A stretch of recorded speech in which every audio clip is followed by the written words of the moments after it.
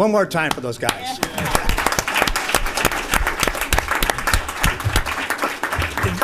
The other night at Santa Fe, they had their winter concert, and these guys played as well as the orchestra and their beginning band. They're fantastic, and I thought, our community needs to see these guys. We're going to showcase them, and that's why they're here tonight. It's just fantastic. Thank you, guys. Yeah, what a great way. Let's give them one more hand. Yeah. Before they close the door back there. Great way to transition from closed session to open session. So with that, we will adjourn the Board of Education closed session and convene the Board of Education open session at 7:04. And Clifton is going to lead us in our Pledge of Allegiance. So it's a middle school night here. This is great. School night. Good evening, Board of Education, District Administration, and Monrovia community. It is an honor to be here tonight to introduce two spectacular Renaissance leadership students who will lead us in the pledge, Alexis Travanti and Gabriella King.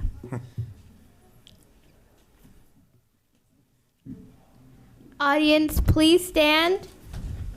Take off your hats. Put your right hand over your heart. Ready? Begin. I pledge allegiance to the flag of the United States of America and to the republic for which it stands, one nation, under God, indivisible, with liberty and justice for all. You may now be seated.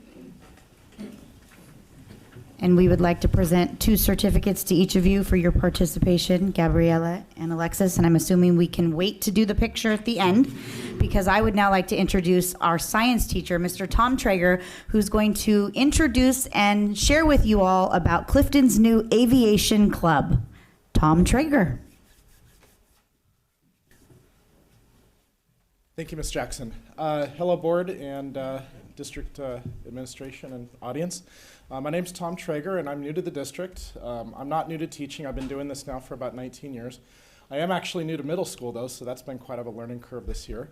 I've done high school for 18 years, and now I'm come back to where I did my student teaching 20 years ago. So it's been quite enjoyable. And what I've brought to the district through the excitement of these young men and women here is our newly formed Aviation and Drone Club, which is just getting off, pardon the pun, just getting off the ground at Clifton Middle School. That was my byline for the school news that's coming out soon. So let me just kind of tell you a little bit about what the club does, and then I'm going to tell them, they're going to tell you what they want to do, and what they want to do. Aviation has always been a love of mine. If you come to my house, you'll see airplanes all over the place. Can't get enough of them. Every time I go to the hobby store, I tell my wife, oh, I just brought it home another airplane, and she's like, oh, okay, great. I also have a full-scale pilot's license, but I really like to inspire kids through flight, because it has often intrigued us as it has through history, starting with the Wright brothers and beyond. And so currently in my STEM class, we've been, through the help of PTSA, we've been building these gliders that we actually designed in white box learning, which is a software that we can actually use to design these gliders. And then once we design them, we're actually in the mode now where we're actually testing them and flying them. And we're going to have our culminating competition next week in the auditorium on final day, if I can get that. Then I've also started a club. We currently meet Tuesdays at lunch, but for the projects that we're going to have up and coming, we're going to have to meet a lot more. We, of course, intend to build rubber-powered model planes, because those are on the cheap. But we were just recently approved by the Academy of Model Aeronautics for a $2,000 STEM grant to get a drone that we're actually going to put together and build. This club said yesterday they were interested in doing that. And that amounts to about $2,000 through the Arconic company that is local. They make aviation fasteners for aircraft, and they've granted the AMA these grants so that we actually now will actually do what I did at Doherty High School with the students over there, is we'll actually get just a box of bolts and carbon fiber and all the electronics, and we'll put the drone together and hopefully compete in not only the regional competition in San Diego, but also the nationals that are held every August in Muncie, Indiana, which is the home of the Academy of Model of Aeronautics. So I did that last year with Doherty, and I thought it was a great thing to get young people involved in. So without further ado, I'd like my young people to come up and tell you a little bit more about what they enjoy doing in the club already and what they hope to do in the club. So, Ara, would you like to kick it off? Ara is our president of our aviation club.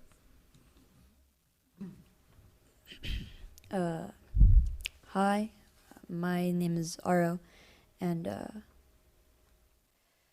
I am the president, as Mr. Traeger said, and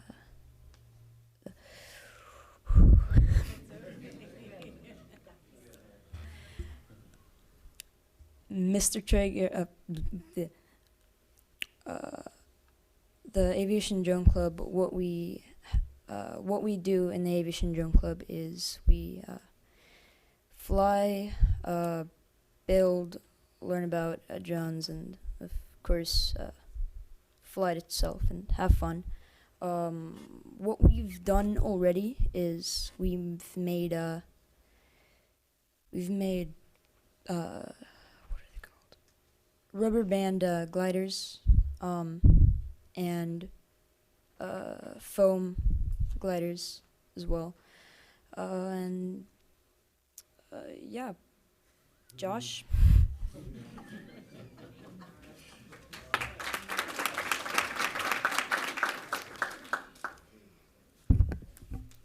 Hi, my name is Josh, and I am the vice president of the Drone Aviation Club at Clifton Middle School. And in this club, we are hoping to build and test drones in the gym, fly, and build rubber band gliders and foam. And like Mr. Traeger said, try to do the UAS Drones for STEM program that will do competition and building. And now I'm going to turn the time over to Amira Sora to talk about how we're going to fundraise for all these fun things.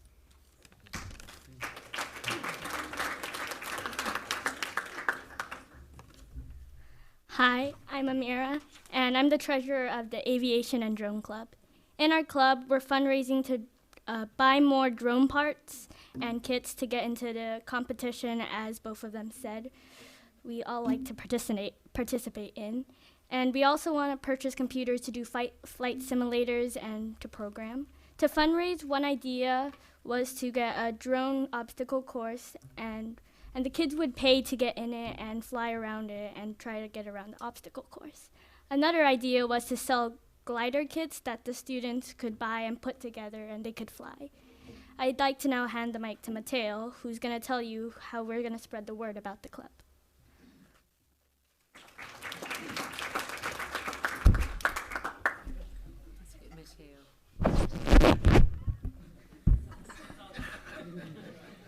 Hi, my name is Mateo, and I am publicity, and most of my ideas were about like putting posters up around so that people would be able to see. And another idea that I had was if we could like hand out cards and people would see if they're interested in joining the aviation club. Also, one of the other ideas was trying to remember. People in the club would be able to tell other people that they know, like friends, and we would be able to expand our drone aviation. And I would like to hand it over to Christian.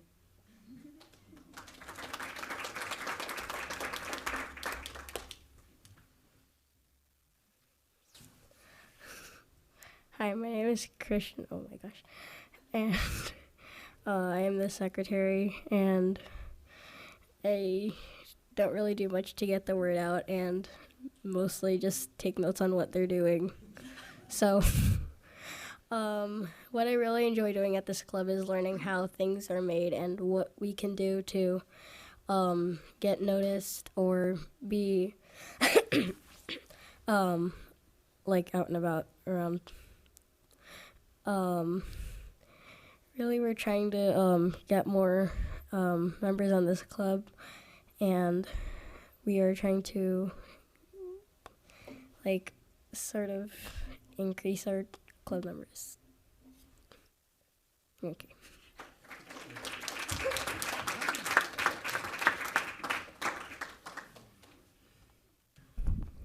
All right, thanks to my my board for coming out tonight and presenting. One thing I did forget to mention, we're going to take over the Clifton Gym once a month on the second Saturday night of the month. Thanks to Mr. Morrison for coming out and turning off the alarm for us. We're going to fly everything from rubber-powered planes to little RC models in the gym. And I did that at Doherty High School, and it was a lot of fun. So if you have a free Saturday night on a second Saturday and you want to come out and see what we're doing, the first night will be on January the 11th. So at this time, I'd like to recognize my board of the newly formed Aviation and Drone Club. Christian Gukeyane, if I said that correct. I think I said it correct. Come on up. That's for you. Congratulations. Next is Mateo Guevara. For you. There you go. Next recognition is Joshua Menlove. There you go. Amira Sora.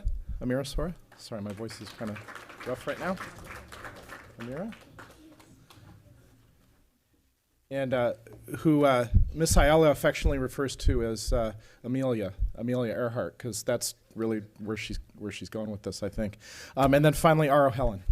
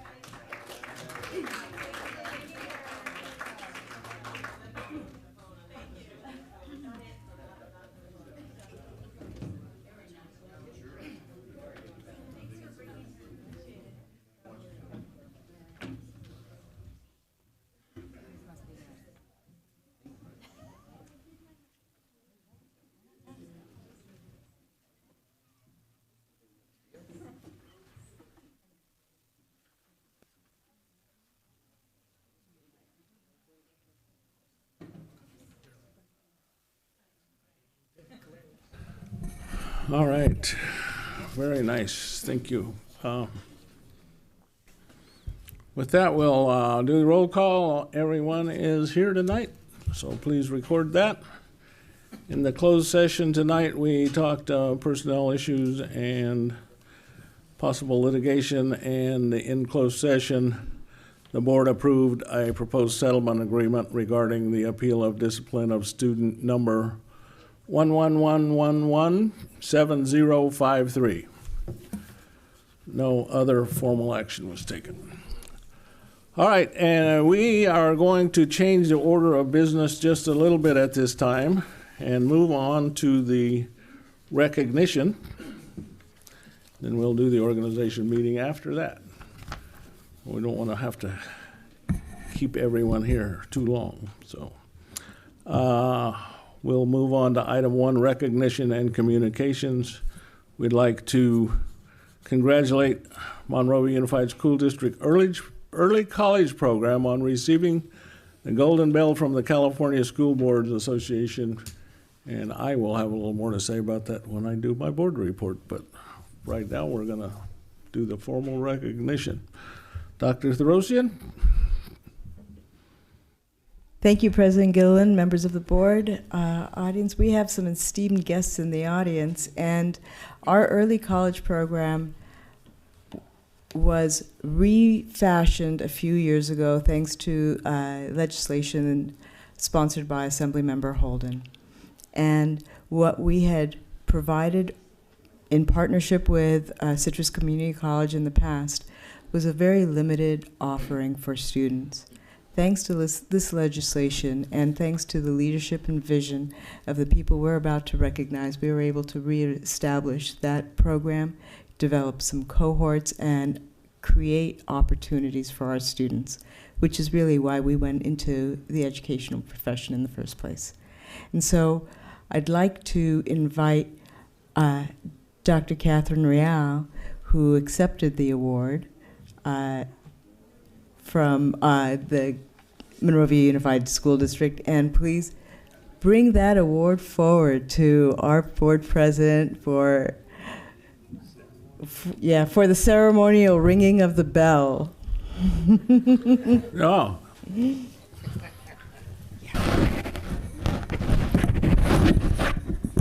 And we will do just that. We'll ring this bell.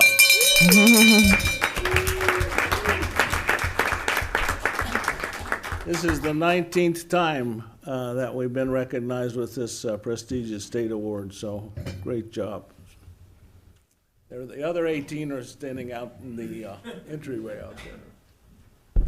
And now I'd like to identify those who really made this happen. Now, nothing happens on a high school campus without the principal of the school spearheading, and so we have Mr. Kirk McGinnis, principal of Monrovia High School.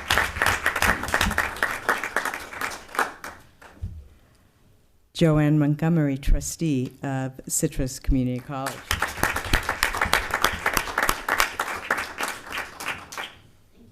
Oh, thank you. Dr. Arvid Spoor from Citrus Community College.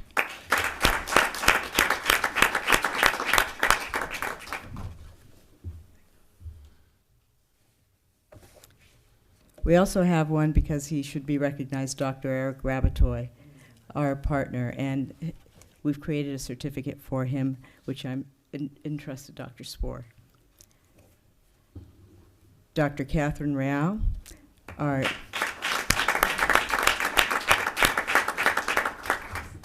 and of course, my counterpart at Citrus, somebody upon whom I've come to rely over the last few years, Dr. Geraldine Perry.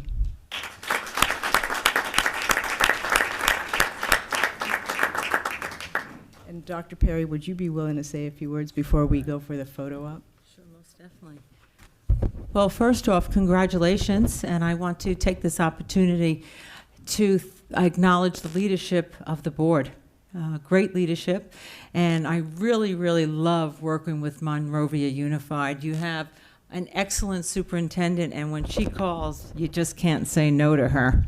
You know, she calls, and the next thing there's a meeting, and the next thing there's a dual enrollment program, and the next thing it's growing, and it's juniors and seniors, and then it's freshmen and sophomore, and then it's, 10 classes and 15 classes.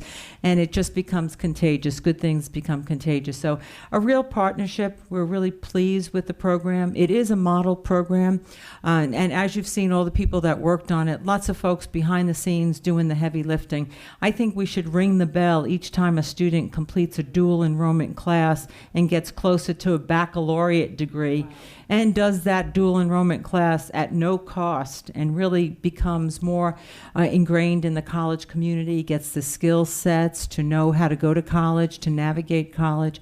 So it's really a win-win all around. And once again, I acknowledge you for your leadership. You have such a steadfast representative on the Citrus College Board of Trustees, Trustee Joanne Montgomery, that every once in a while, when I'm referring to Trustee Montgomery, happens all the time. Happens all the time? Okay. Tonight. All the time tonight. When I'm referring to Trustee Montgomery, every once in a while I'll say, oh, yes, Trustee Monrovia. And they'll look at me and say, what? I said, you know what? She could be Trustee Monrovia. She supports this area so steadfastly. And I think before there was any meeting on dual enrollment, she was calling me to say, Catherine will be calling you. And I'm like, you got it, Trustee. So congratulations all around to everyone. Really appreciate good leadership, too. Thank you.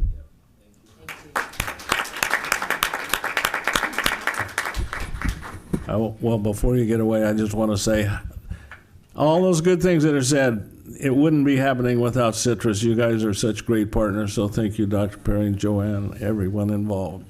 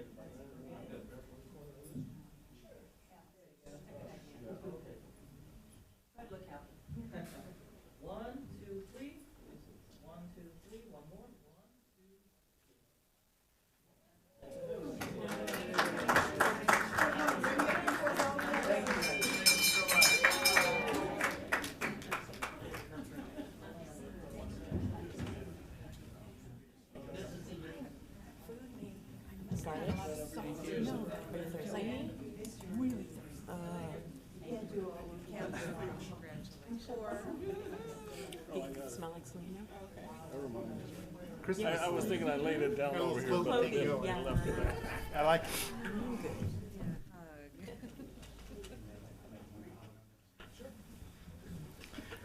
Besides all the accolades and the good things that are for our students in this program, it is very beneficial to our parents because this program can save you up to 2 years of expenses in college. And that is a significant amount of money that your student can leave Monrovia High School with almost 2 full years of general education credit already in the bank when they graduate from high school. Huge program. Thank you to Citrus. Thank you to Assembly Member Chris Holden for making sure that Sacramento got this bill passed. And thank you to all of our teachers and administration over at MHS that makes this thing happen. All right, that is one great program. If you need any more information, talk to the high school, talk to the district office. It's one of the best programs I think we've ever had the opportunity to implement because college has become so, it's just not affordable anymore, and this makes it just a little bit easier. So, great program. I guess tonight is the night of the teacher. We've also got some teachers here we would like to recognize. Dr. Throsian.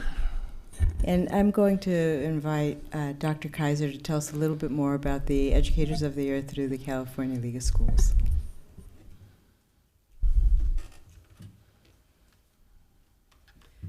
Good evening, President Gilliland, Board, Cabinet, and wonderful community. Tonight it gives me just such great pleasure to introduce to you an award that has been given to some of our teachers here in Monrovia Unified School District. Each year, the California League of Schools, that has a unit for California League of Middle Schools and California League of High Schools, requests nominations for outstanding teachers to honor at a banquet in November. And this year we had a teacher from Santa Fe and a teacher from Clifton representing our middle schools, Mrs. Donna Monhay and Mr. Robert Drew. And I'm going to invite their principals to come up in a moment to introduce them. And then representing the high school, we have Mr. Tadis Ross, who was representing our high school as a nominee for the California Educator of the Year. And at this dinner, they're called upon to come to the podium and to deliver a speech on what it means to be a teacher and why teach. And it just gives me such great pleasure to let you all know that Tadis Ross will be going on to Monterey to compete at the state level. He is the Region 8 winner. Yes.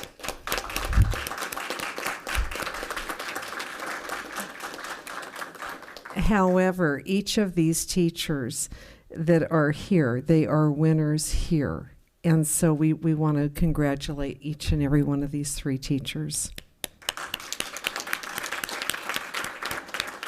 So if I could have Dr. Zamaripa, Mrs. Jackson, and Kirk come. Describe your teachers.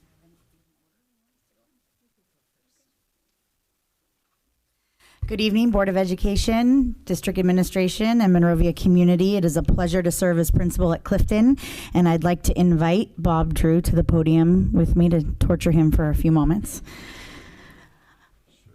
Clifton is very, very fortunate to have a teacher in Mr. Drew, not only teaching integrated math, but also serving as the reason why Clifton has the robust STEM program that we've had in the past few years.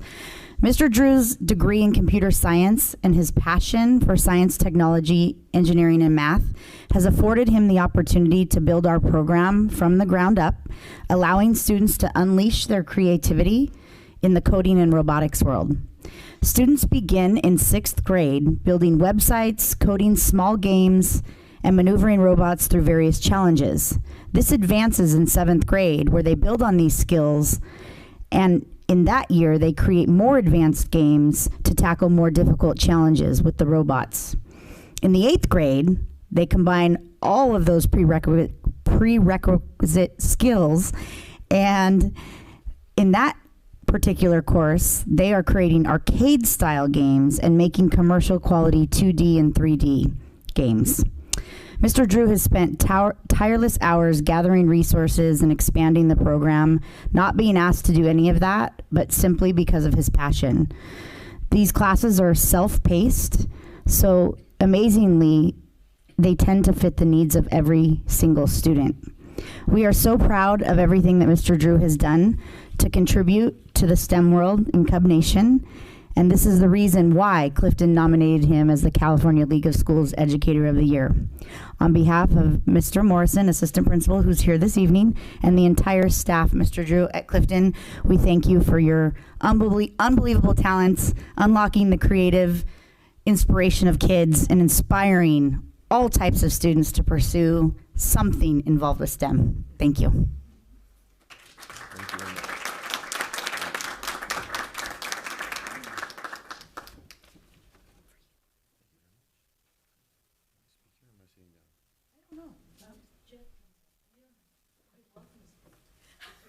I'll speak for a second. Just on the potentials of STEM education for kids. Speaking as someone who's a longtime math teacher, I've got 23 years, I think, now in the district. All of that spent teaching math, and only the last 3 teaching coding and robotics formally within the program. The difference I see in the way kids' creativity, their interest, their curiosity gets unleashed in a STEM class is unbelievable. In fact, it makes me feel horrible about my math classes sometimes because I am not able to replicate that same freedom, okay, in that type of a curriculum right now. But I can tell you this, that with what draws me to the STEM classes is every day teach them a few more little skills and then give them a challenge, give them a little bit of direction, and they will just run with it. And I never know what they're going to come up with, because it's such a medium for creativity. And I don't think they get enough of that in school. I think with most of our curriculum, it's so by the numbers and trying to get them through the important stuff, right? That within the coding, whether it's writing a cool little game, an obnoxious little game to torment your friends with, with the robots, whether it's tackling a little obstacle course challenge, or what we did back on Monday where they just, I had them do a dance competition. So they programmed the robots to do like little dance moves, a little dance routine with sound and lights, and some of the kids are out there dancing in the patio with the robots and stuff, and it was a ton of fun, because they just got to unleash, what they wanted to do with that. It's just give them tools, and they will just run with it in places we don't even imagine. And I want to be able to capture more of that across the board for education, because I heard a quote somewhere about curiosity defeating fear, and I see that every day in the STEM classes. Because kids are curious and they're hungry. They want to do things. And so I think the more that we can capture in education, the better off all of our kids are going to be. But thank you very much.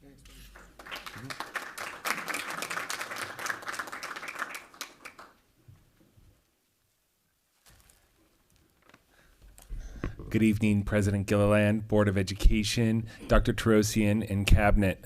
Recently, when I went in, I entered Donna Monhe's room. I had to talk to our 8th grade science teacher really quick. I'm looking around and I don't see her.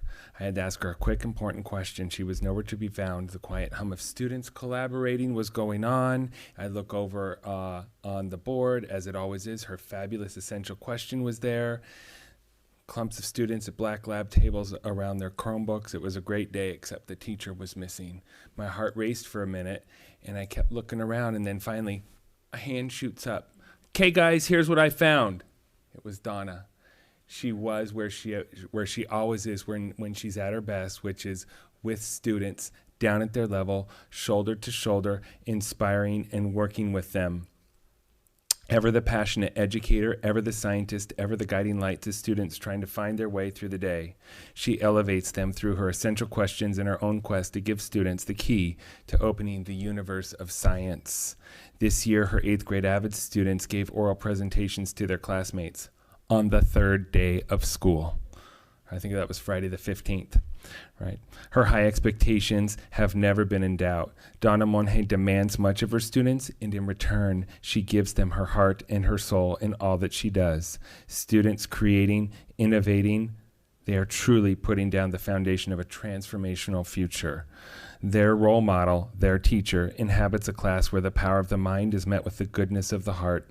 Donna's high expectations of student achievement are met by her high hopes for each student as a human being. During a recent staff PLC in which we gathered to discuss our annual process of adopting students who needed additional support, a particular name came up, a challenging name. Teachers were venting a little bit, and then the response that I hear so often from Donna comes up. He's fine in my class. I like him. Donna makes special connections with kids. This, I have learned, is in her nature, and it is absolutely a gift and a talent that is at the center of her being an extraordinary educator. Please join me this evening in honoring this year's California League of Schools Educator of the Year from Santa Fe Computer Science Magnet School, Mrs. Donna Monhe.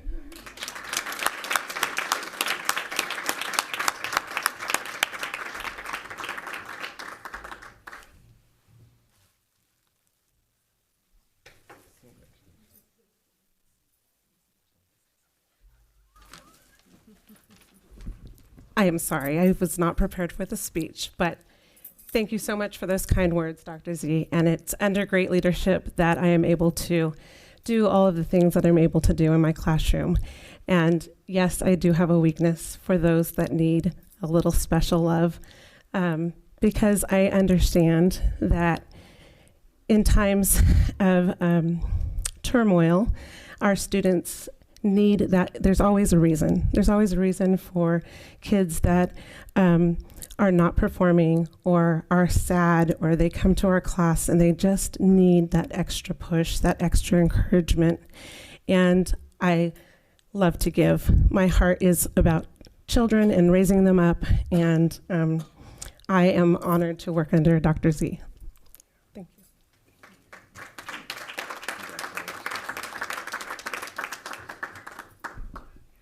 When I was first hired for this job 3 years ago, one of the first things I had to do was show up on May 24th, Thursday, May 24th, 2017, at the Santa Fe open house. It was a daunting task. One of the things I will never forget about that night is there was somebody quietly sitting over by the cafeteria as our village coordinator, the site village coordinator, extolling the virtues of the program and what it does for kids and how it helps kids. And he went on and on about all the virtues of the school and the children of the Santa Fe community. This person was Mr. Tadis Ross. In getting to know and work with Mr.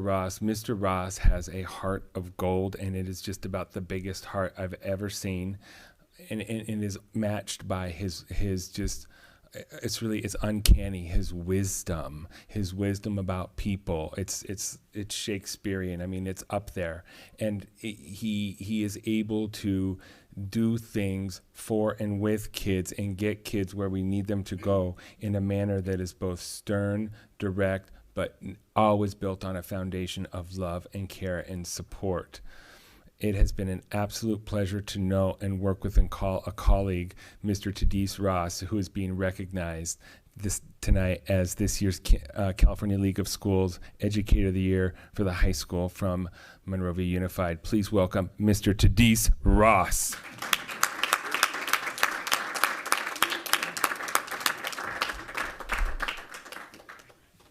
Yeah, thank you. Yeah. Hello, everyone. I've been inspired by all you guys in one form or manner or fashion to pull my load. That's all we do, pull my load. My son is inspired by Dr. Rial at the early college. Ms. Monhay teaches my sons. Dr. Z prepares my sons. I've been with all you guys. We already know what Dr. Throsian, Ms. Fundukian did to me in high school. We're not talking about that. It was my fault. I deserved it. So I just been inspired to pull my load. Miss Jackson, Mrs. Doctor, okay, Jackson. Everybody, we work together and we understand the tapestry that our community is. So then when we sit back and we look at that, and then we understand that it really takes a village and it really takes a community so that everybody knows, especially the students know, that it is based on love. And I see you. I see you when you're doing good. I see you when you're doing bad. And then I need to get you where you need to be. And that's all we do. So I've been inspired by everybody, and thank you. And we're going to go to Monterey, and we're going to win. Okay,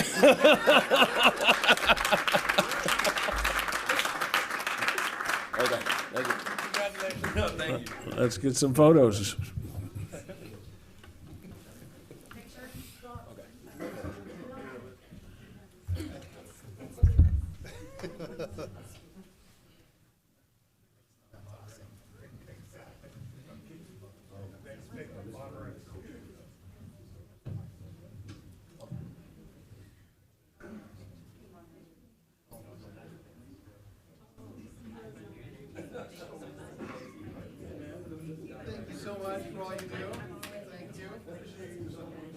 Thank you. We're expecting big things now. You set the bar.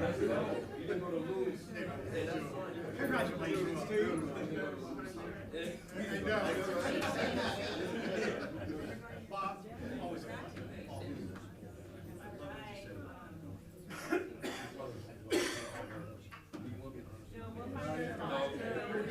They always something good back. Yeah, you were in the front, my friend. You were in the front.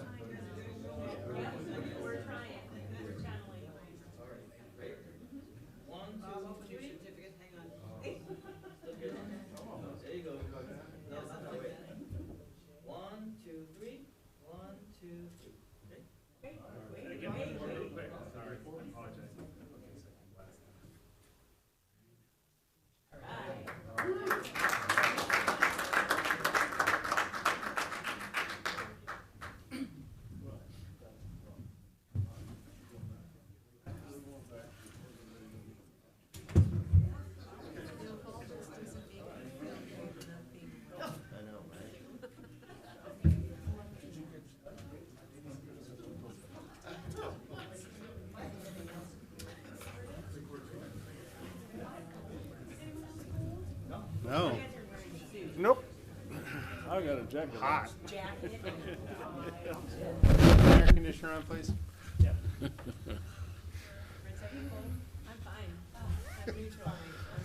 All right. We have some truly great people in this district, and it's been an honor to be able to recognize some of them tonight. But now we need to move on to board business, and we need to go back to our item that deals with organization. If Dr. Therosian is back, all right, then we will adjourn. Let me see. We will convene the Board of Education annual organization meeting and call it to order at 7:45 p.m. All board members and cabinet are present, and we will appoint Dr. Therosian as the chairperson pro tem for the organization meeting. Dr. T. Thank you, Mr. Gilliland. We'd like to open the slate for election of officers. And I am seeking a nominee for the office of president. I nominate Rob Hammond. Second. All those in favor? Or Aye. Aye. Aye. No. Too bad, Rob. Would you like, for the first time in the history of Monrovia Unified, not unanimously. I think he Let's make it official, Mr. Hammond. Thank you. For the position of vice president. I nominate Brian Wong. Second. All those in favor? Aye. Aye. Opposed? Okay. For the position of clerk. I'd like to nominate Maritza Travanti. Second. All those in favor? Aye. Opposed?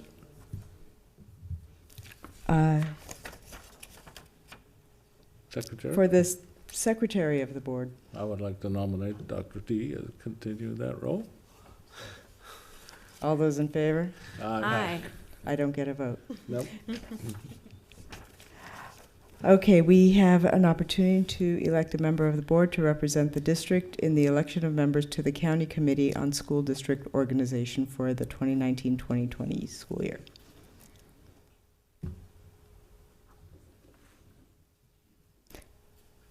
We haven't ever nominated one, and I suggest that this year we continue the tradition. If there are no volunteers, Okay. we'll move on to 1.6. Excuse me, 1.6. The authorized signature certification for the Los Angeles County Office of Education for the period of December 11th, 2019 through December 9, 2020. Is there a motion? Second. Roll call, please, Ms. Huff. I thought that was you, but okay. Board Member Gilliland? Yes. Board Member Travanti? Yes. Board Member Lockerbie? Yes. Board Member Wong? Yes. Board Member Hammond? Yes. Motion carries 5-0. 1.7, to appoint a board member as the board's representative for the 1920 negotiations of the superintendent's contract and compensation is directed by the board. Also to serve as a liaison to the superintendent department and liaison committee. I move we appoint Mr. Hammond. Second. Ms. Huff, will you take the vote? Board Member Travanti? Yes. Board Member Lockerbie? Yes. Board Member Wong? Yes. Board Member Gilliland? Yes. Board Member Hammond? Yes. Motion carries 5-0. Adopt a resolution for payment of board members pursuant to Education Code Section 35120. So moved. Second. Board Member Lockerbie? Yes. Board Member Wong? Yes. Board Member Gilliland? Yes. Board Member Travanti? Yes. Board Member Hammond? Yes. Motion carries 5-0. 1.9, we have an opportunity to designate a representative to the Los Angeles County School Trustees Association for the 1920 school year.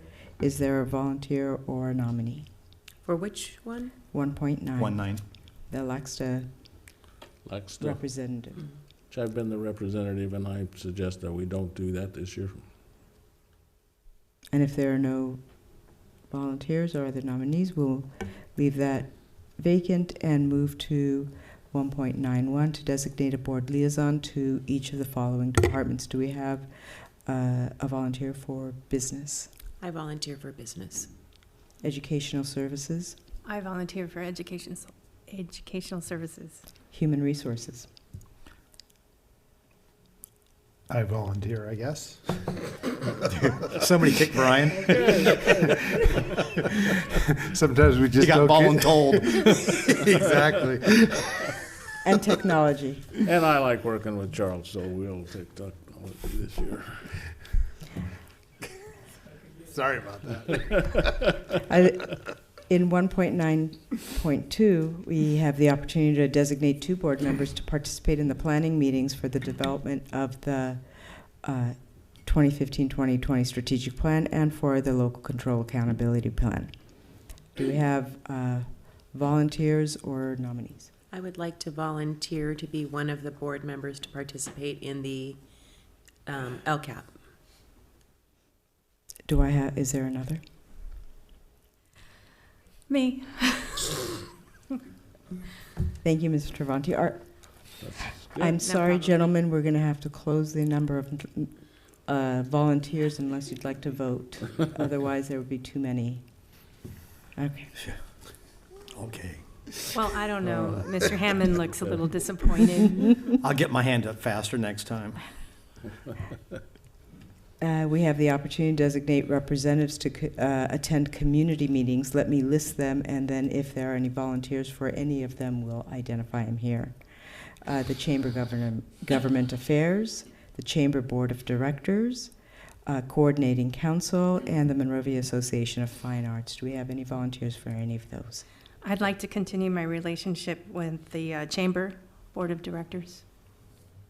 And I'll stay on the coordinating council, will be fine. I have been on the liaison to MAFA, and I would suggest that because anything that they would want to do with our school district usually ends up being a discussion with Patrick Garcia, I would recommend that we reach out to them and ask them to reach out to us when they would like to discuss anything and meet with Patrick.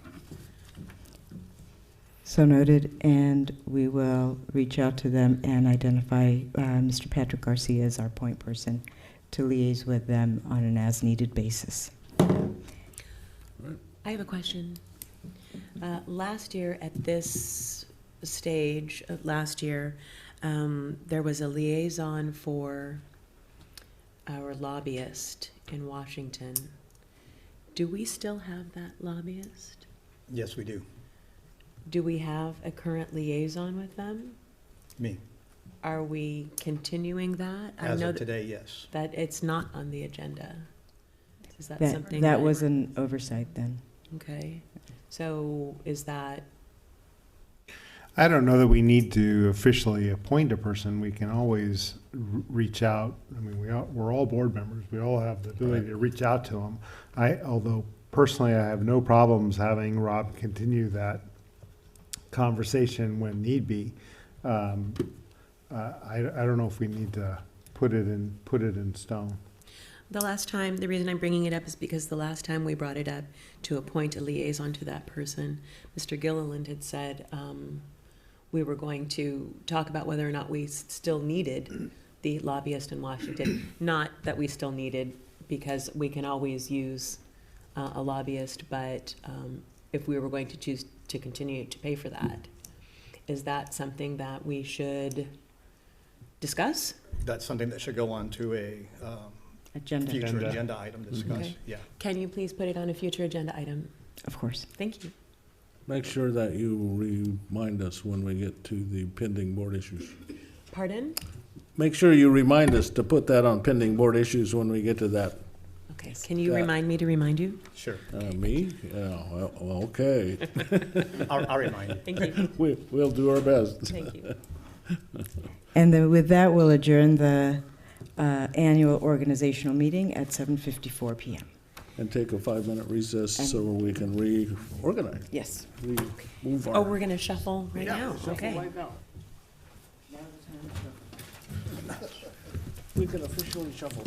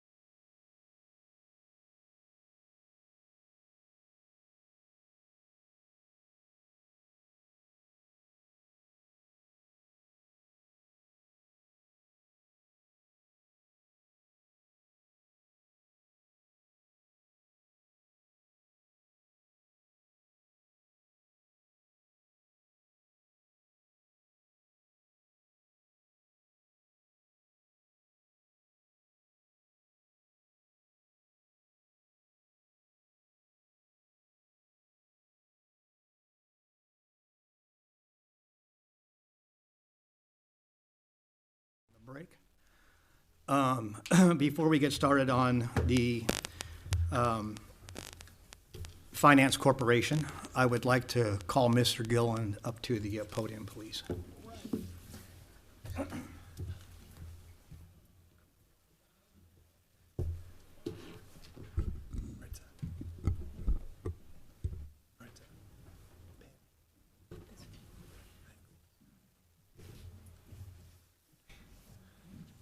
Ed, I've worked with you for a lot of years in the city of Monrovia, and it's been an honor to work with you on the school board. Sitting with you as you are leading our meetings in your calm and thoughtful manner is representative of the job that you have done for so long here in the district. This small plaque is a little bit of our appreciation for the year that you just completed leading this board and our school district. And I would like to thank you personally for everything that you have ever done for every student, every teacher, and every parent in this community. Thank you.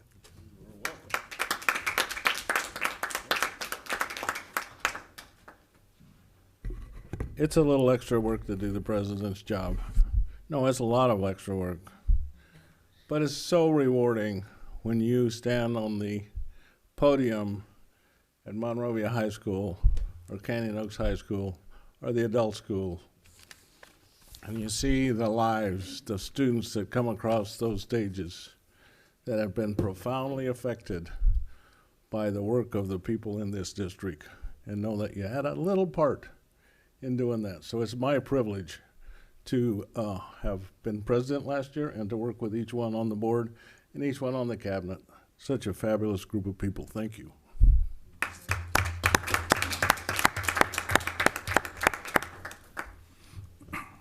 And thanks, Rob, for taking the...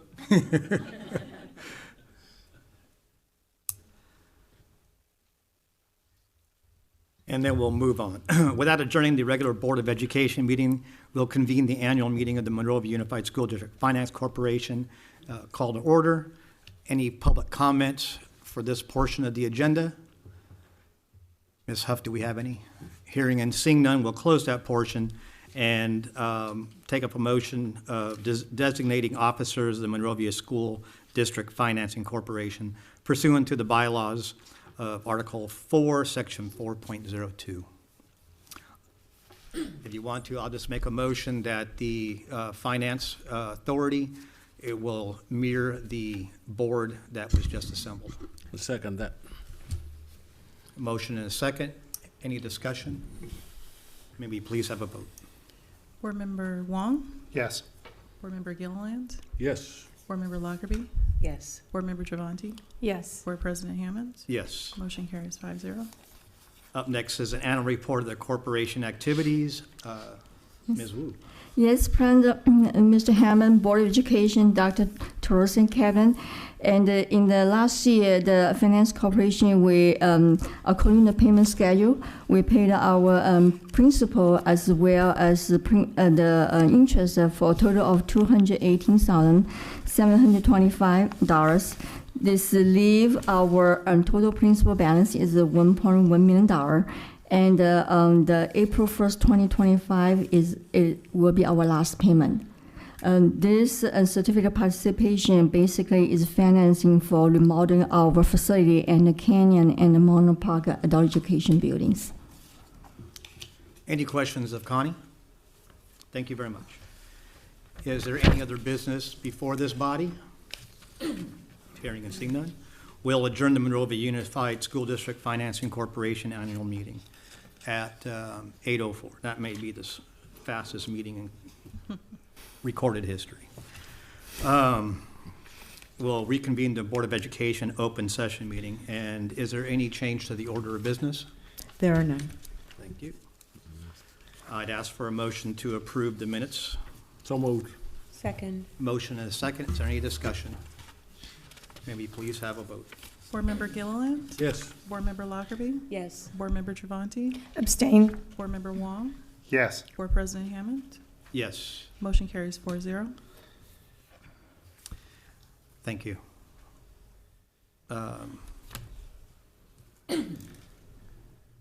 Carving out some of this agenda. Up next is board member reports, and Mr. Gilliland, please. Lots going on. Just want to mention a couple of things real quick. And then one thing, maybe not so quick, but the PTA holiday dinner last night was terrific. We have such great PTA officers, presidents, workers, just work so hard for the success of our students and the success of our schools, and I just want to thank them for inviting us to their holiday dinner last night and for putting on such a great thing, and especially for all the work PTA does in this district.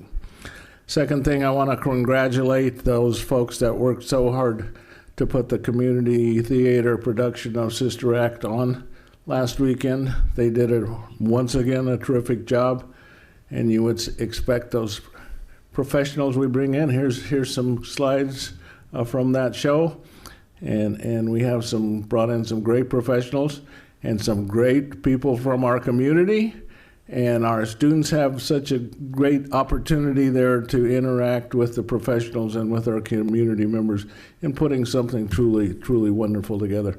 So thanks to everyone that was involved in that. Then I wanted to say a little bit about the California School Board Association convention in San Diego.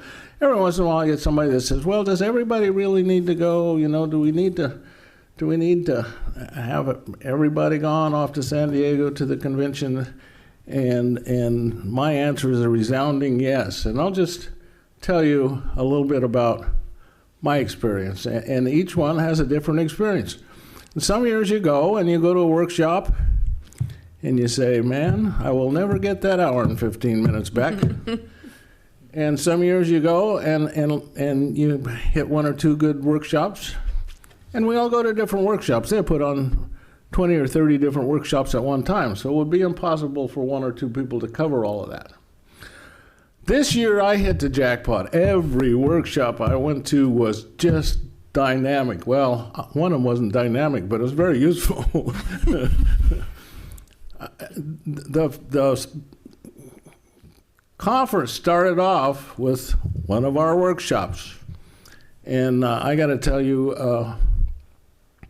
Dr. Kaiser, you guys did a great job of letting other districts know about Camp Read-A-Lot and Camp Infinity. And they did a great job of describing how these summer programs have helped us to work with the students that are 2 years behind in reading, 2 years behind in math, and over the period of 4 weeks in the summer, over a period of years, the average growth is 6 months in English, and it's 18 months in math. And too bad Bob Drew isn't here, because they were talking about how to make math camp fun. Camp Infinity is a math camp. And they do a great job, and did a great job of describing it. And there were 6 or 7 districts in that presentation that needed more information, because that board member, that superintendent said, our district needs this. And they got the information to at least go back to their districts and start that idea rolling. It may never get implemented, but it'll certainly be an idea that's a catalyst for improvement in 6 or 7 districts.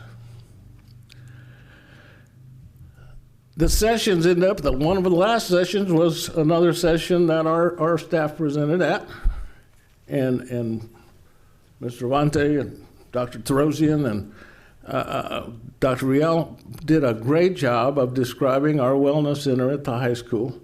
And we had 3 or 4 districts there that were just like question after question after question, and wanting more information and getting information they would have never got if they hadn't been at CSBA.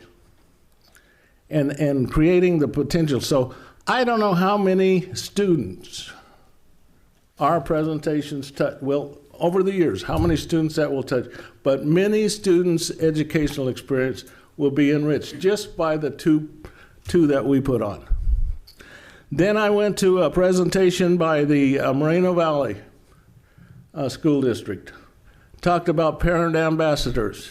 And I hope, my hope is that within the next couple of years, you start hearing about parent ambassadors in this district. We got a lot of work to do. We got a lot of looking to do, and I'm not absolutely sure it's for us, but certainly it's worth exploring. And if we can have parent ambassadors designated in this district, I think it would be a great thing. And Moreno Valley is not very far away, but I, for one, would have never heard of that program if I hadn't been at that workshop. Then I went to a workshop on all things.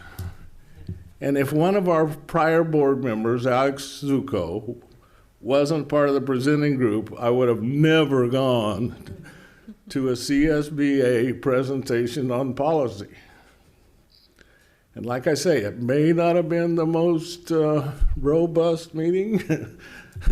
Policy tends to be very dull, but they started talking about putting policy into electronic documents that are searchable, so that the community, so that our staff, so that us on the board don't have to go to this big thick manual and try to find which page it's on, but we can go to an electronic database and search for what we're looking for.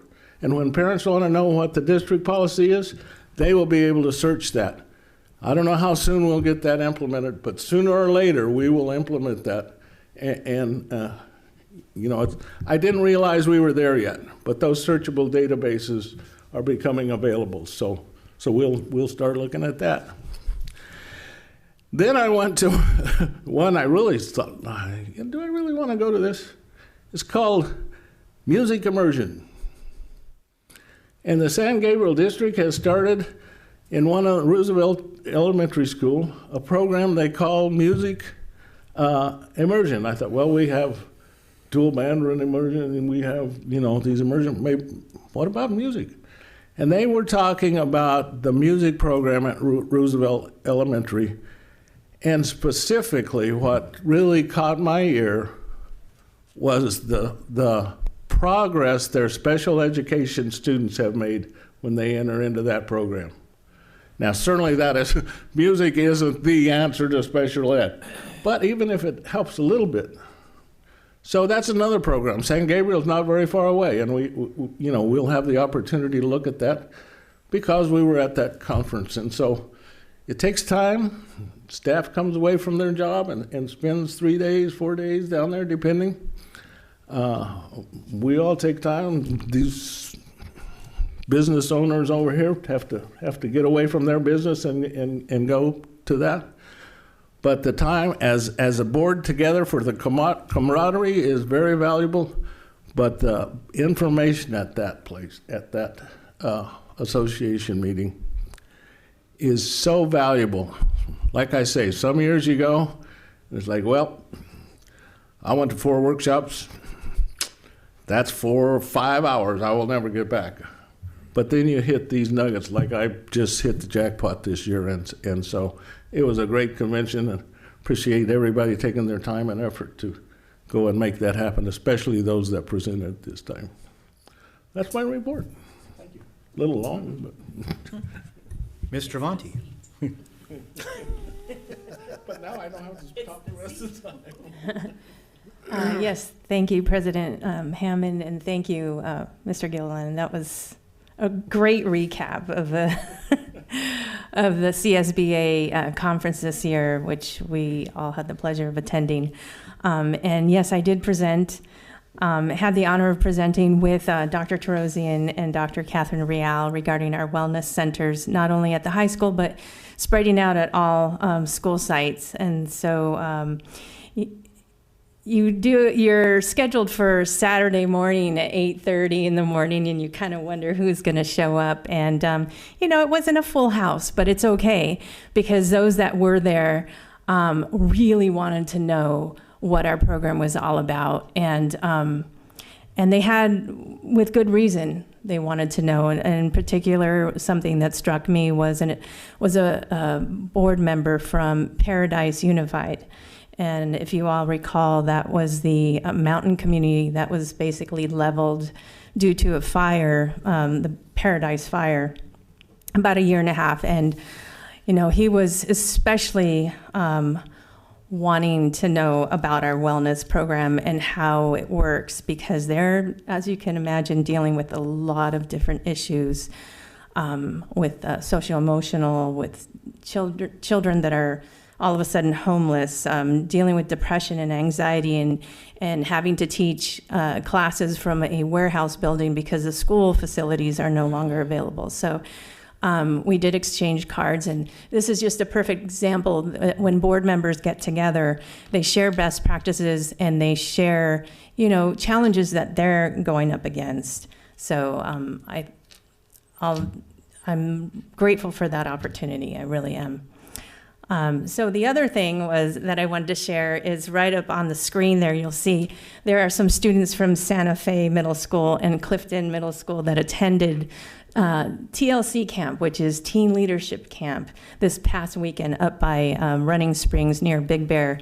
And they had a wonderful experience, and the Monrovia Rotary Club sponsored all 18 students to attend this camp. And so they came back and they spoke at the Monrovia Rotary meeting on Tuesday and spoke about their experiences and challenges and how they walked away with friendships from all over Southern California and even Las Vegas from different Rotary clubs. And, they're now in their contacts and will stay in touch throughout their educational career. And so it was a special time, and we're grateful for the Monrovia Rotary Club for sponsoring our kids. So, and that's it. Thank you. Ms. Lockerbie. Thank you, Board President Hammond. The Monrovia Holiday Parade was delightful.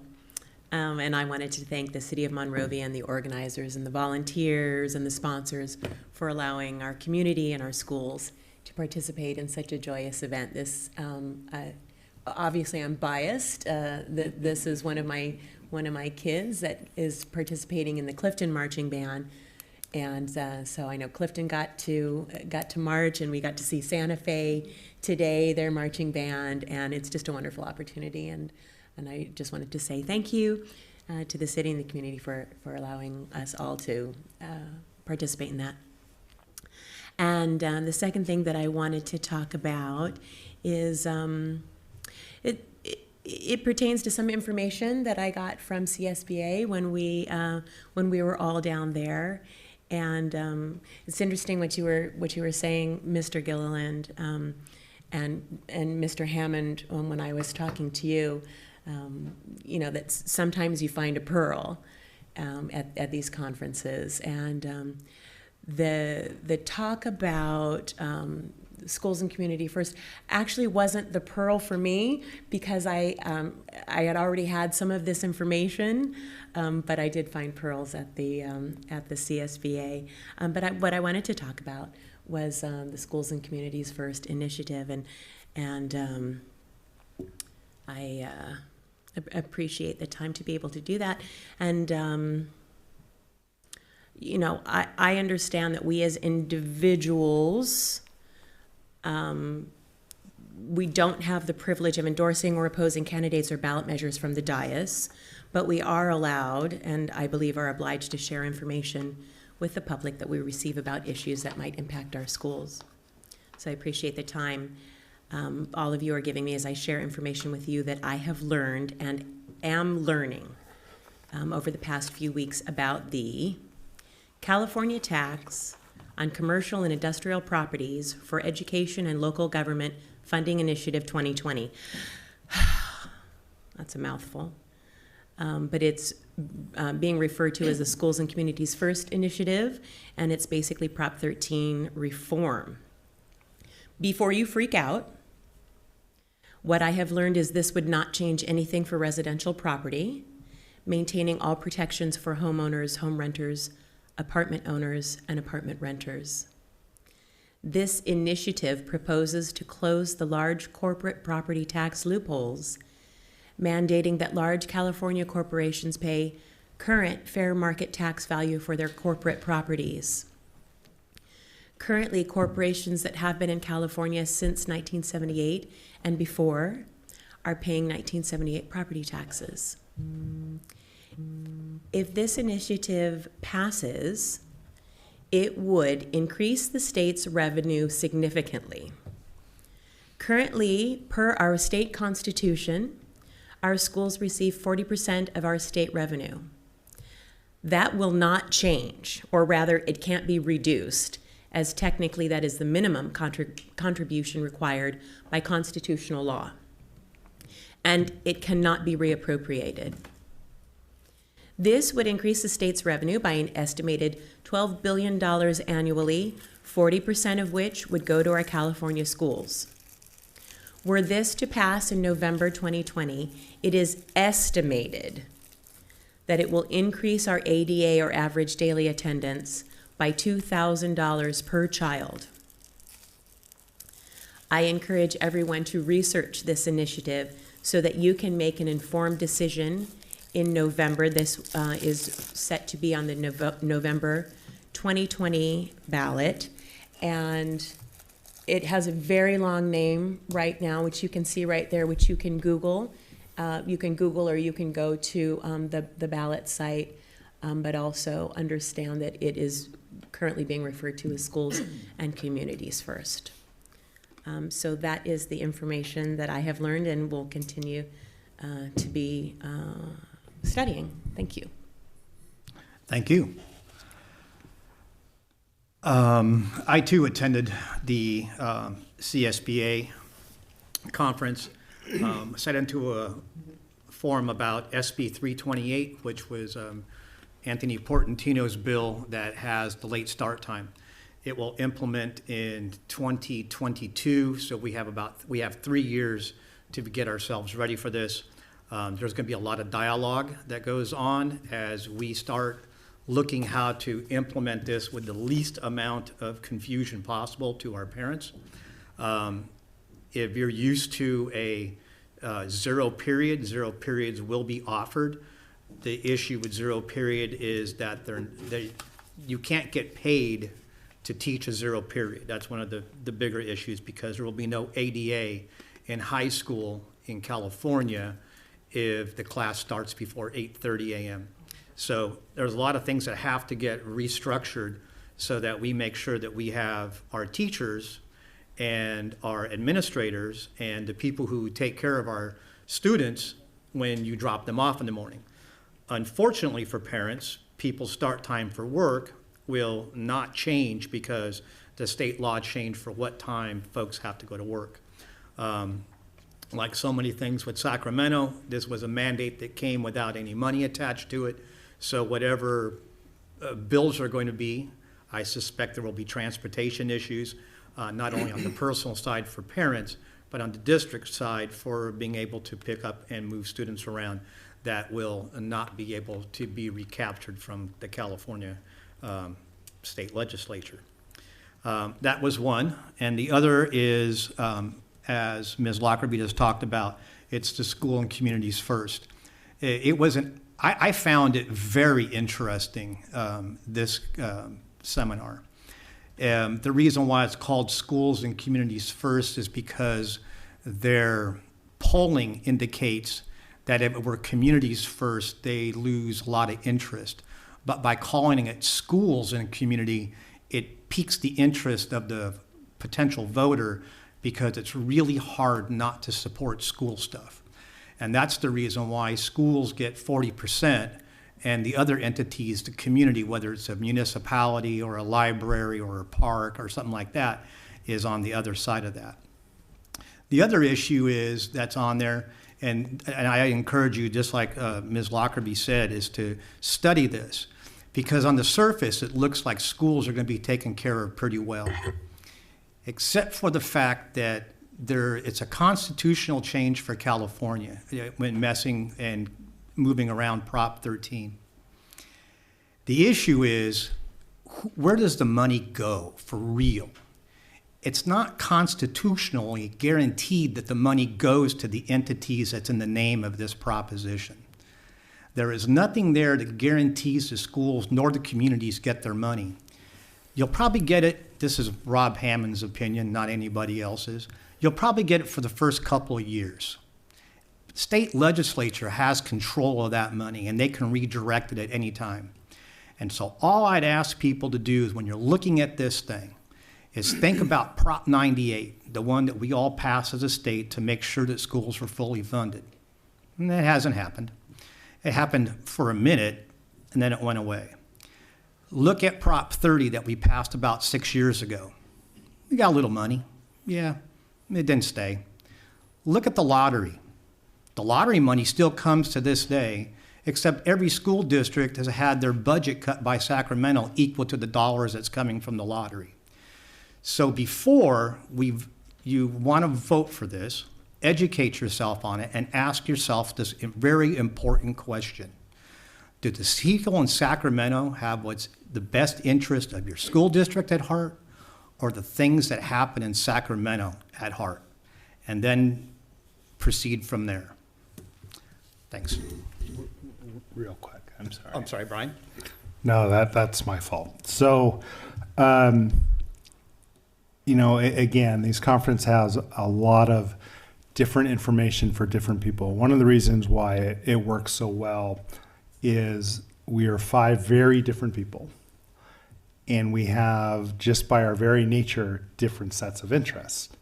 Some things are going to interest me, and Rob will have zero interest in it whatsoever, just because that's how we work.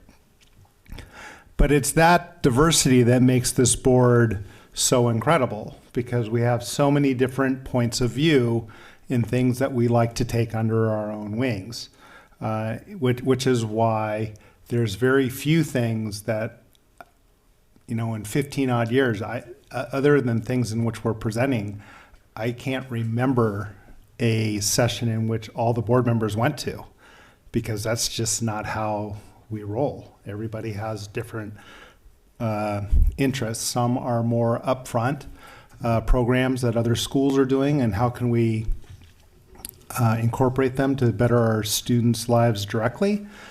Some of them are more behind the scenes, financing. I went to one on record keeping that was, like Ed said, not really riveting, but incredibly informational on things that we need to do back office that will never directly be seen by students or parents, but will help how we organize and move things forward. And then we have things like this, and I'm not going to make a comment whether it's good or bad or anything of that nature, but I think most people's first reaction is, how does it work? And without subjecting you to read all of this, I'm going to give you a really quick overview of what happens, or why this particular thing came up. This is a conversation that has been occurring almost since the beginning of Prop 13. And the reason that it's focused on commercial and industrial properties versus residential properties is that when you buy a house, when any of us buy a house, we almost always buy the house in our particular name. So when we sell the house, there's a title change because there's a name change, and that triggers a different valuation of the property. And so that's how properties change. When you're dealing with large commercial properties worth hundreds of millions of dollars, very rarely, if ever, I'm going to say never, is a property in a person's name. It's in the name of a trust. It's in the name of an LLC. It's in a corporate structured name. So when you sell that property, oftentimes you don't sell the name. You keep the board, you keep the name, and you change the board members. You change the ownership, you change the bylaws of that particular company so the cash flow goes to another entity. But since you don't change the name, they are unable to reevaluate the property. So the end result may be a property could be sold 20 different times over the last 30 years, but it'll have the same tax basis as it did at the very beginning because the ownership of that property had never changed legally. And so the result is that the state of California loses hundreds of millions of dollars of tax revenue that other states would normally capture in recognizing, just simply recognizing that when a property is sold,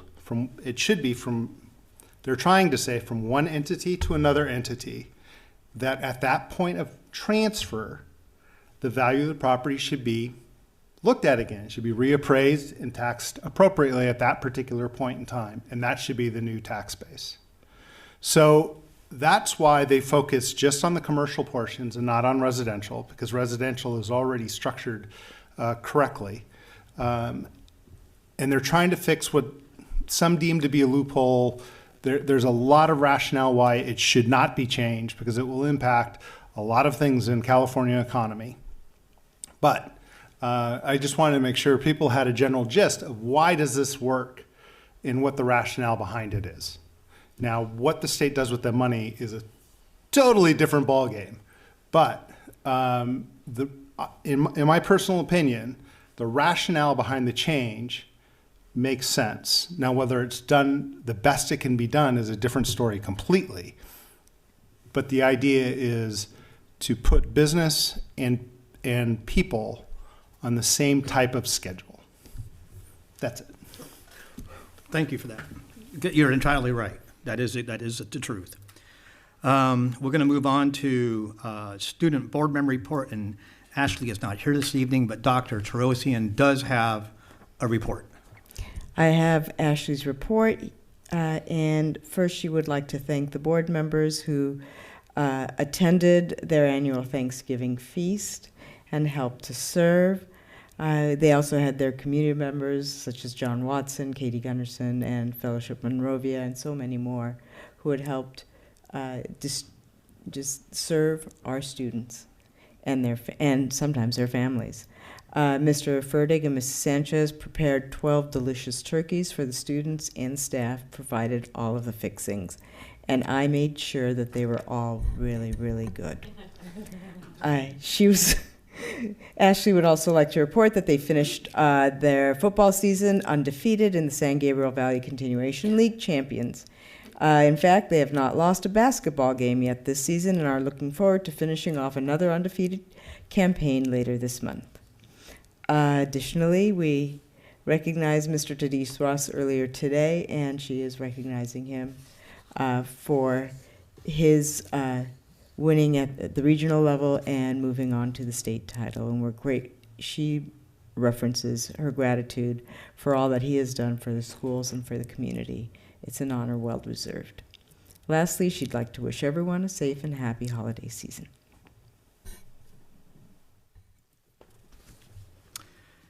And the superintendent report.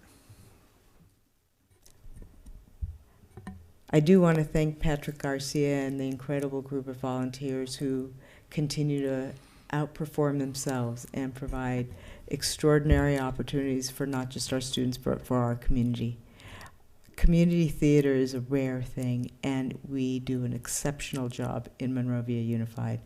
And these are semi-professional productions that will rival almost anything I've seen. So thank you for Sister Act, and look forward to our July production. We also had an opportunity to send kids to a hackathon where our students were hacking away virtually. This was a competition where we sent students, and really Larry Spicer brought this to our attention, and Lois Gaston helped sponsor the bus, or sponsored the bus. And this is a community opportunity, and our kids really did a great job.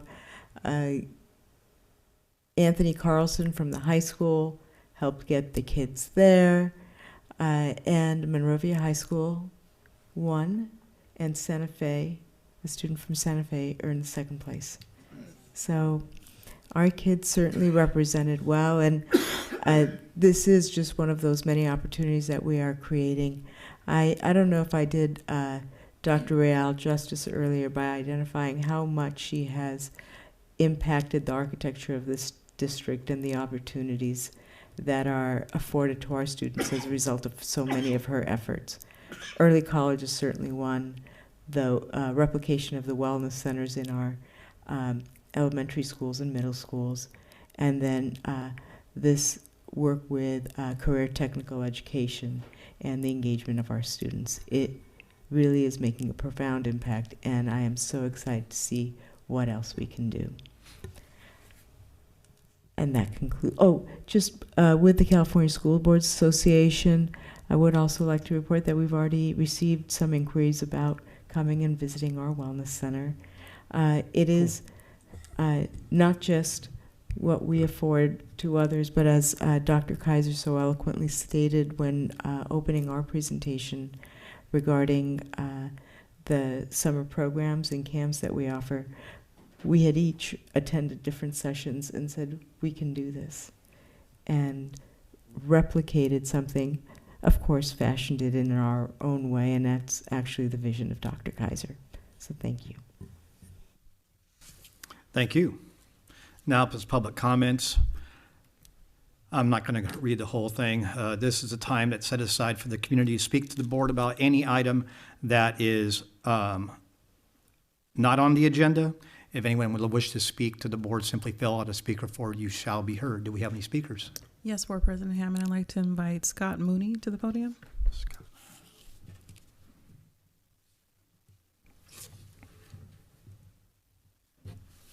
Good evening. Thank you, Board President Hammond, Board of Education, Cabinet, and the very large audience in attendance tonight.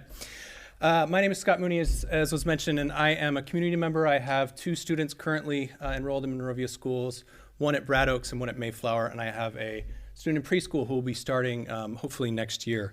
And I'd really like to thank you for your service to our students, right? You wouldn't be here tonight at, 8:30 on a Wednesday if you didn't really care about what you were doing and about what education really means. But I would like to perhaps bring to your attention a possible disservice that we're doing to the students in our community as it relates to transitional kindergarten. The bottom line is I believe that Monrovia should offer transitional kindergarten at Brad Oaks as it does the other 4 elementary schools in our district. Currently, 4 of the 5 elementary schools offer transitional kindergarten, and only 2 offer an English-only option. The only English-only options in our district this year were Mayflower and Plymouth. And my wife and I would have preferred to enroll our TK student at Brad Oaks, where we live close, but I recognize that was not a choice made. So our next choice would have been Mayflower. Unfortunately, we were told that the Mayflower transitional kindergarten was full and only allowed entry for students who were living in that area. And I don't know what data or how that decision came about, but I do know that it was difficult for my family. It would have been nearly impossible for my family to make that work. And in fact, we learned later that the class at Mayflower was not truly a full TK class, but it was rather a combination TK and kindergarten. So I would posit that if MUSD was willing to open a combo TK kindergarten at one school, MUSD should be willing to consider combos at other schools to better meet the needs of families, including Brad Oaks, and to better retain students for kindergarten. Plymouth is the only option for families desiring English-only TK, presents a major problem for families who live in the north end of Monrovia. If you've tried to drive from any other elementary school on this side of town down to Plymouth, depending on what the railroad tracks do, especially in the morning when pickup and drop-off happen, 15, 30 minutes. It's not possible for many students and many families to make that work. Again, Brad Oaks is the only school that does not have a TK class, and my understanding is this will again be the case in 2021. My wife and I have personally spoken to several different families who have desired to have their child enrolled at Brad Oaks TK, only to be told that that was not an option, and then several of them have found other TKs, or they've, even one of my friends enrolled their student in a Duarte school, and their student continues to go to Duarte to this day. This presents unnecessary financial expense for some families who may have to enroll their student in some sort of an after-school paid program because they aren't able to do drop-off and pickup, and it may drive students away from our great district. We heard tonight from some outstanding educators who are passionate about what they do. I don't think that anyone wants to take their family out of their community. Right? I love Monrovia. I want my kids to go here. I'm frustrated with the fact that I have to do pickup and drop off at 2 different elementary schools, and I'm even more frustrated that I have to go to great lengths to express that concern. And I just want to make sure that my concern is heard. As I said, I don't know what data informed the decision not to offer TK at Brad Oaks, nor do I know what data informed the decision to deny enrollment in English-only TK at Mayflower in 1920. I have submitted a request, actually just this evening, through Ms. Huff for a California Public Records Act request to get some of this data, just so that I can understand. If there are valid reasons not to offer TK at Brad Oaks, yet offer TK at all the other schools, I would understand that, but I've not been able to understand that from my own perspective, and I know that there are several other families who live in my community and who I've spoken to at birthday parties, at baseball games, who have said the same thing. They say, we really wish that we could have TK at Brad Oaks. So I would conclude by just restating my request that I would request that Monrovia Unified School District open a transitional kindergarten option at Brad Oaks in the 2020-2021 school year. Thank you. Mr. Moody, we have your contact information. Do we have it here on the form? I don't know if it's on the form. I think it has my address on there. No phone number. Yeah, that's fine. If you'll leave that with us before you leave, we're going to ask Dr. Tarosian to assign a proper staff member to get in touch with Mr. Mooney so that you can get the information that you need. Also, work on finding a solution to this issue. Thank you. I appreciate it. Mm-hmm.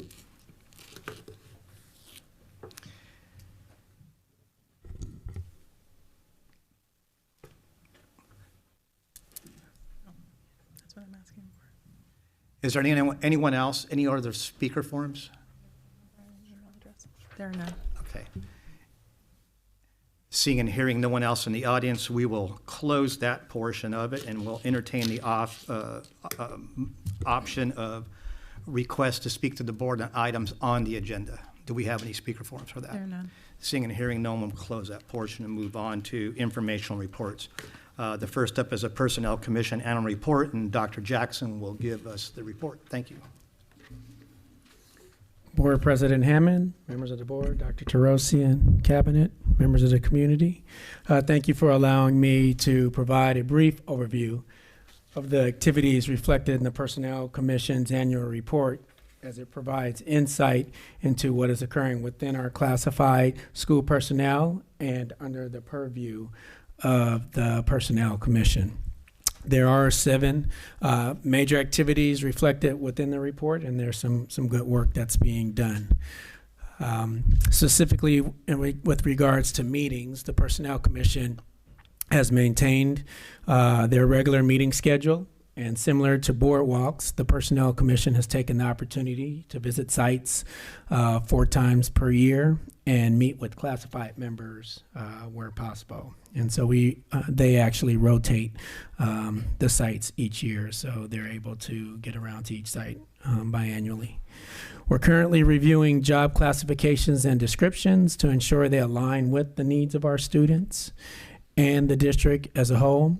Our goal is to review approximately 3 classifications per year, which is reflected in the data for 18-19, where it's reflected under salary studies as well as classification studies. We have initiated 1 this year with 2 departments pending. We realize a slight decline as it relates to examinations, as we do not have many vacant positions within the district, mostly due to declining enrollment, and so we have not filled those positions through attrition.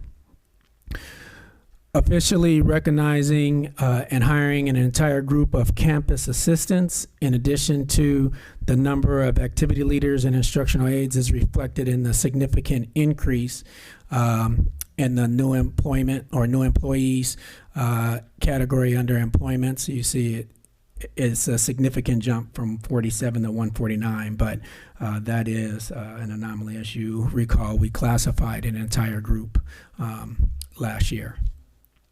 We've realized a slight increase in the area of change in hours and transfers due to employees either transferring sites and or receiving an opportunity for an increase in hours simply due to employees either resigning and or retiring. We've experienced an increase in leaves primarily due to the new labor laws, specifically reflecting maternity leaves, baby bonding, both for dads and mothers, in addition to other medical leaves that are related issues. Our resignations, dismissal, retirements have remained consistent. We've experienced no layoffs, but have placed one individual on the 39-month rehire list, and that was due to the individual not being able to return to work based on medical reasons. So ultimately, I'd like to thank our 3 personnel commissioners. They were here with us earlier today, Lupe Davis, Jeannie Taylor, and Tito Moraga, for their continued support of our classified staff and the district as a whole. Any questions from Darwin? Thank you for the report. Thank you. Up next, we have the consent agenda, and there is one modification. Dr. Terosian. Yes, the self-insured retention assumption agreement with ASCIP for those tail claims that Ms. Wu had revised. This is just an updated version. There's no substantive change, just a couple of specifics included. With that notation. Oh. That is for what agenda item number, please?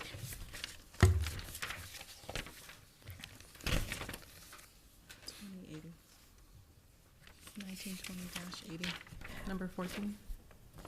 It's consent item 14, 1920-2080. Thank you. If there's no further questions, I'd entertain a motion of consent.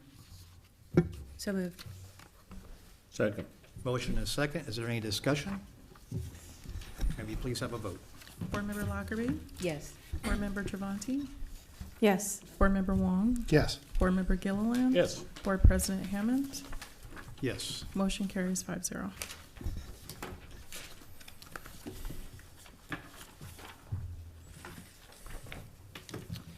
Okay. Up first, the first interim report. Yes. Ms. Wu. Yes, good evening, board. And we are required, the district required to submit the first interim report in December. And in the next couple of minutes, the cabinet as a whole will present this report. It was starting with Dr. Terosian. Thank you, President Hammond, members of the board. And as Ms. Wu said, the first interim report is required by Education Code, Section 42130, that each school district certify at least twice a year.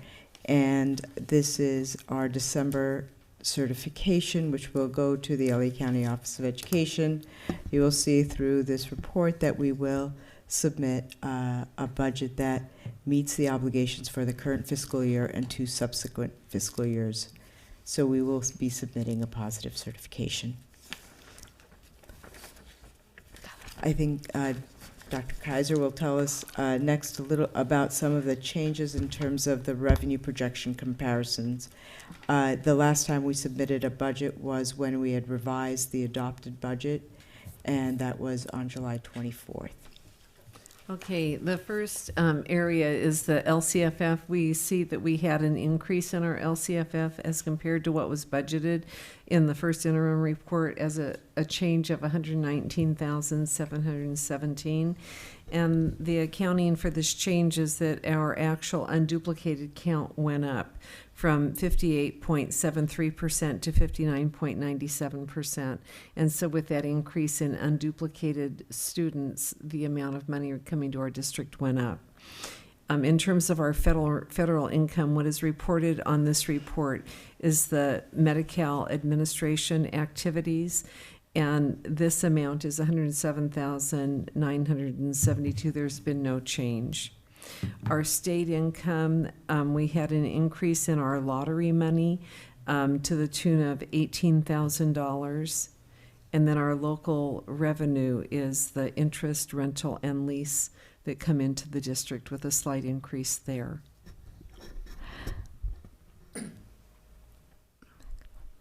So we update our multi-year projection when we had a CBAS number for October, and our official numbers this year actually is 68 students higher than our projection.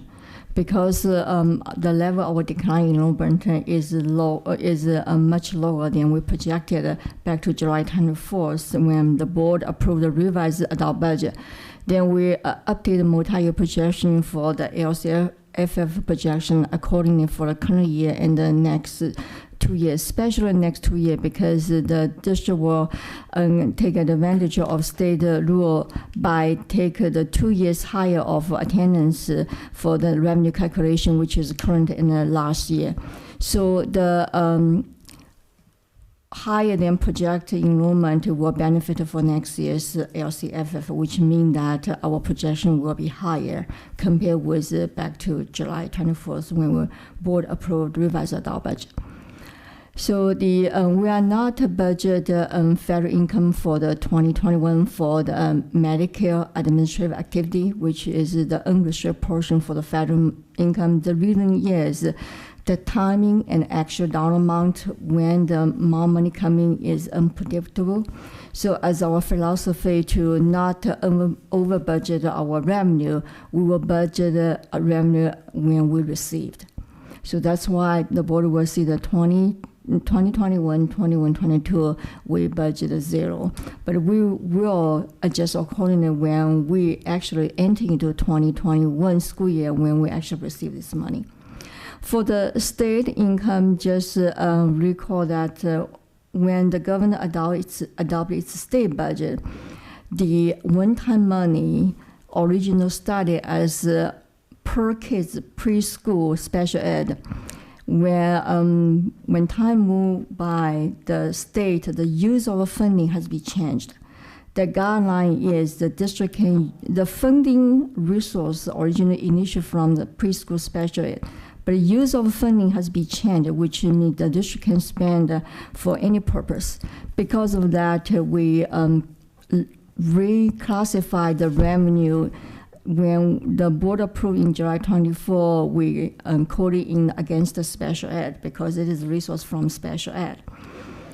And because of funding mechanism, the use of changes, now we move both of them into the local revenue because it can be used district-wide for any purpose. So because of one-time money, board will see that there will be over $500,000 difference between the current year and the next year. It is because of this is only one-time money for this year. So the local revenue you will see in the current next 3 years, you will a little bit slight decrease is because we be conservative to decrease our interest projection. Because of deficit spending, our balance each year will be decreased, and because of federal continue to cut the interest rate, so we project less interest revenue. That's why multi-year there's a decrease of local revenue, as well as we are not budget the one-time facility use because we will never can project who will be next one-time facility use in the next 2 years. So that is the revenue portion of multi-year projection. So for the expenditure changes, and there's several new items when we revise our first interim expenditure budget. The first is we close the book in August. So when we close the book, that the expenditure budget we put in 18-19 has not been spent because of certain expenditures tied with program. So those unspent budget in 18-19 will automatically carry over for this year, and we budget those carry over accordingly.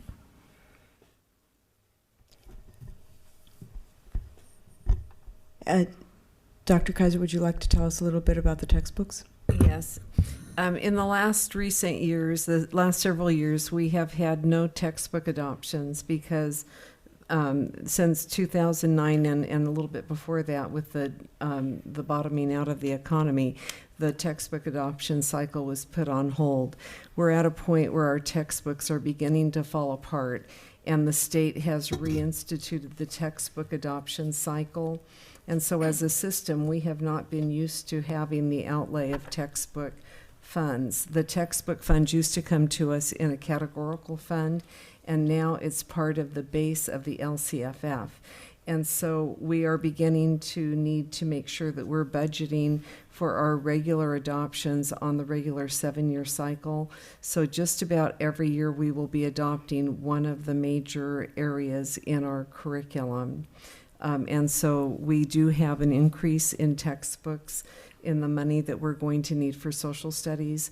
Last year we were scheduled to adopt social studies, and we put that off until next year for secondary, and the year after that for elementary. And so the textbook cycles are beginning to pick up again, and so that will be additional cost to our budgets.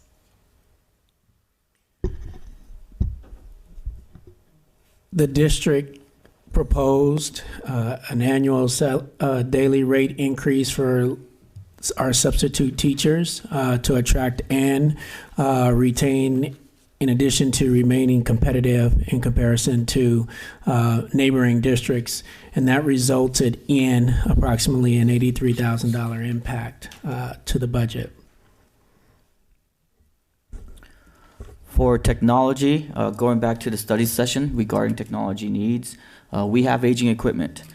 This 100K will allow us to obtain initial equipment that was discussed during the study session, the first being an item that will be discussed, an actual item later this evening. In regarding of classified employee pension plan district contribution, the state has slightly increased the percentage. For the next 2 years, the next year's increase 0.1%, and the year after is 0.3%. Although the percentage is not that much, but we have to add a $30,000 budget because of that. So this is our 1920 the expenditure total budget, how the money spent in each category. So the biggest area is the employee compensation, which is including both salary and benefit, including all the pension plan, health insurance, salary-related tax, and the over $56 million, 83% of our budget go to the employee compensation. So the books and supplies is 3%, and the other operation is 13%. The two small item is 0.5% each. This percentage is in line with all the percentage over different reporting period we submit to the board. For example, the salary and the benefit compensation is just 1% swing from adult budget versus the first interim. And our district, the salary and the benefit percentage in overall expenditure is very consistent, is between 81 to 84, depending on which period of time. And any extra additional cost in the project, then we will cost this the percentage go down a little bit because it's a pie. The other cost is high. This will be a little bit less. So in regards of the multi-year projection, and the district will able to meet the 3% adequate requirement, and at the end of the 30-year unappropriate unassigned, we have over $800,000 balance. This balance will qualify us to self-qualify. We will submit a positive certification at first interim report. And once that is submitted, we'll also come back in January with the audited actual financial report, and then, of course, go back to the budget once the governor releases the 2021 primary budget to update what we have, and then provide the second interim in March, and the cycle continues. I do want to take a minute to reference one item. You know, we are saying that we continue to deficit spend. And you know, I wouldn't do that in my home. I would make sure not to deficit spend. Why would I do that with the district's money? Let me clarify that deficit spending becomes a structural inevitability when the state provides a 3% COLA on a good day, and then increases your pension requirements by 9%. So those are variables over which we have no control. So that is part of our structural problem that we really can't address internally. We do what we can in trying to modify and be very lean in terms of our expenditures, but as you just heard, our staffing and our people are the most important part of this organization, also take the lion's share of any kind of revenue and the budget, and it is constantly between 80 and 85%. And if those are the constraints and strains upon which it will continue to move forward, we'll continue to adjust. Real quick on the entire process of how budgeting goes, for people who haven't quite figured it out, it's kind of like painting the Golden Gate Bridge. You're never really done. You start at one point and you continuously refine and redefine, and then the state continues to change the amount of money they're going to give you and the amount of money they're going to take away from you, and then you readjust and you readjust. The one thing that Connie and her group has done phenomenally well is to make sure that we are in the black.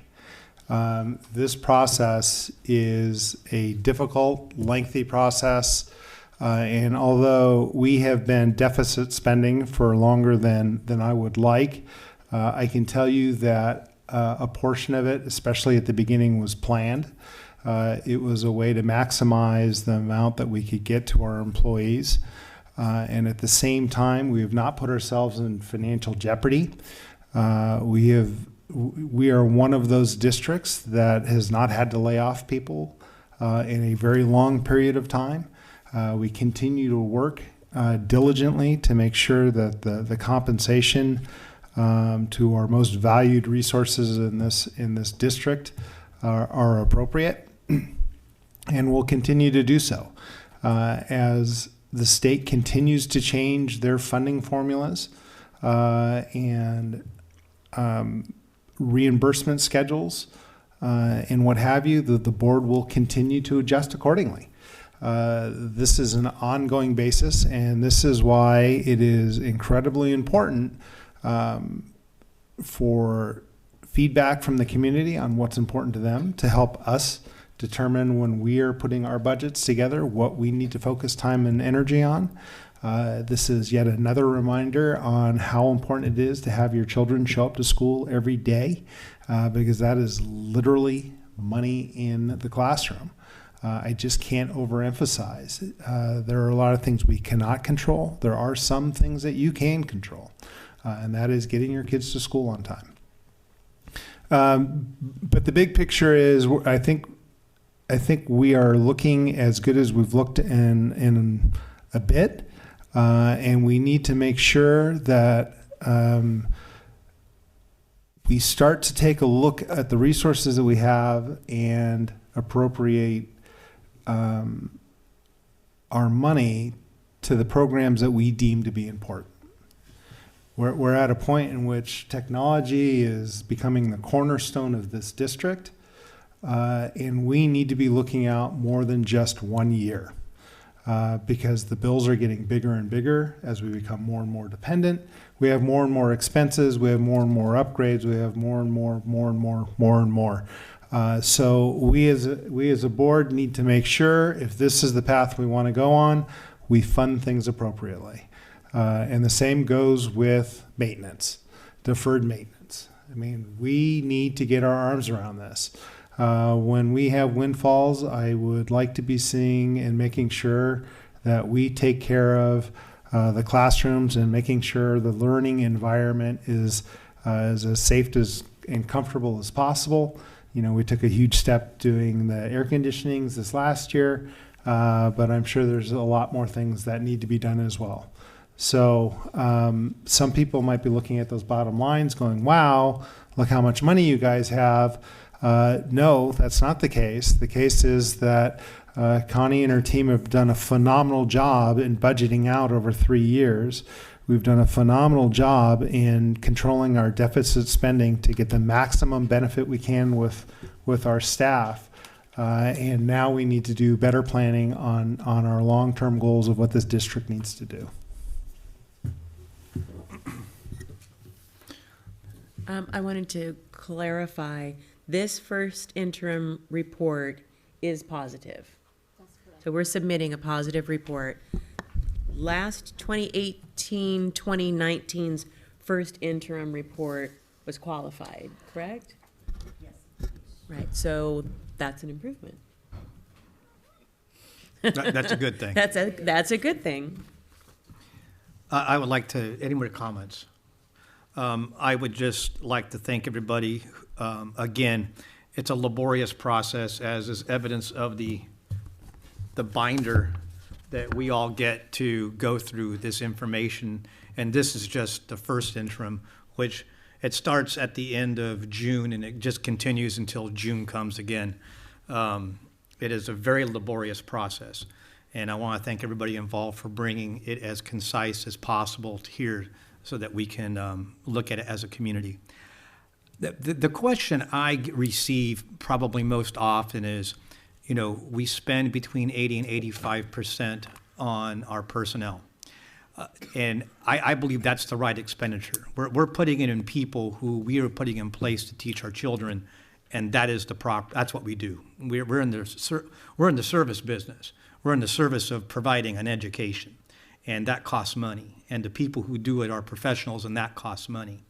But this is just for my own edification, and I would like to have this to the board, maybe not this Friday, but maybe in a week, is over the last 10 years, how much per year did the board allocate for expenditures on wages and benefits? How many number of personnel did we have for each year? Because my sense is, and I want to know this for a fact instead of having a feeling, is that we've always been in this frame. We've never been too far afield in this 80, 85%. But I'd like to see that. I'd like to see it so it's empirical data instead of a feeling. Okay? Just as a point of clarification, would you like the percentages over the last 10 years or the amount spent? The money and the percentage and the number of personnel. Okay. And why don't we do with the number of personnel full-time equivalents? Yeah, FTEs is fine. Yeah. All right, that might be next Friday. Yeah, as I believe I don't want to put anything take. on the end. This is just for an edification because it really would help. It will help me to understand what happened before I even got here. Anyway. Thank you. Let's see. I think it's Darvin next. Yeah, Dr. Jackson is up for a setting of a salary for the revised classification of data support specialist. Board President Hammond, members of the board, Dr. Tarosian, cabinet, and community members. The Board of Education has requested. Oh, Darvin, sorry. Sorry. You know, that was a rookie mistake. I got so excited that I just, You'll learn. You know, it was 4 years ago. Yeah. You'll learn. I think we need to vote on that last thing because I guess all that work that was done should be recognized with a vote. So is there any more discussion? May we please have a vote? Thank you, guys. Motion. So moved. Yeah, we passed the interim. Board Member Travanti? Yes. Board Member Wong? Yes. Board Member Gilliland? Yes. Board Member Lockerbie? Yes. Board President Hammond? Yes. Motion carries 5-0. You know, Darvin, I knew you were going to light up the room with this report, and I was just trying to get there for you. I'm Okay, sorry. I appreciate so now it. you're up. Charles is going to be thankful, hopefully, after the end of this one. Again, Board President Hammond, members of the board, Dr. Tarosian, cabinet, and members of the community. The Board of Education has requested to set salary for the revised classification of data support specialists at range 45 on the classified bargaining unit salary schedule. On November 5th, 2019, the Personnel Commission discussed the revisions to the classification description for the position of Data Support Specialist, adopted the revised class description, and discussed an appropriate salary for this position. On November 21st, 2019, based on additional discussion and comparisons to positions within similar duties and employment standards, the Personnel Commission voted to recommend to the Board of Education that the salary for this position be set at range 45 on the classified bargaining unit salary schedule. This position will supervise and participate in the day-to-day operations of ARIES, our district-wide student record system. This position ensures a timely and accurate processing of data and generation of output, establishes and maintains standards and procedures for the student information system, and is the individual that will submit accurate data to the California Longitudinal Pupil Achievement Data System, also known as CALPADS. Funding for this position will be provided from the general fund and is an impact of an additional $8,000 per year to the general fund. Any questions of Darvin? Entertain a motion. So moved. I think, can I ask a question? Can I back up? I'm going to ask it. I'll have a discussion in just a second. Okay. There's a motion. Second. Motion and a second. Discussion. I know that you're presenting this, Dr. Jackson. Yes. But I wanted to ask, if I can ask Charles, is this the 6th person that you wanted on your staff? You had said, I think, in our last study session that we have how many people in your department currently? Currently, as structured, we had 6. Right now, we have a vacancy, so. So this fills that vacancy? This will not fill that vacancy. Okay, this is an additional position. This is a position as a part of ongoing restructuring of the department. With the vacancy of the technology support assistants, we are choosing to fill the data support specialist position at this time. So you have not, this hasn't flown yet? No. Okay.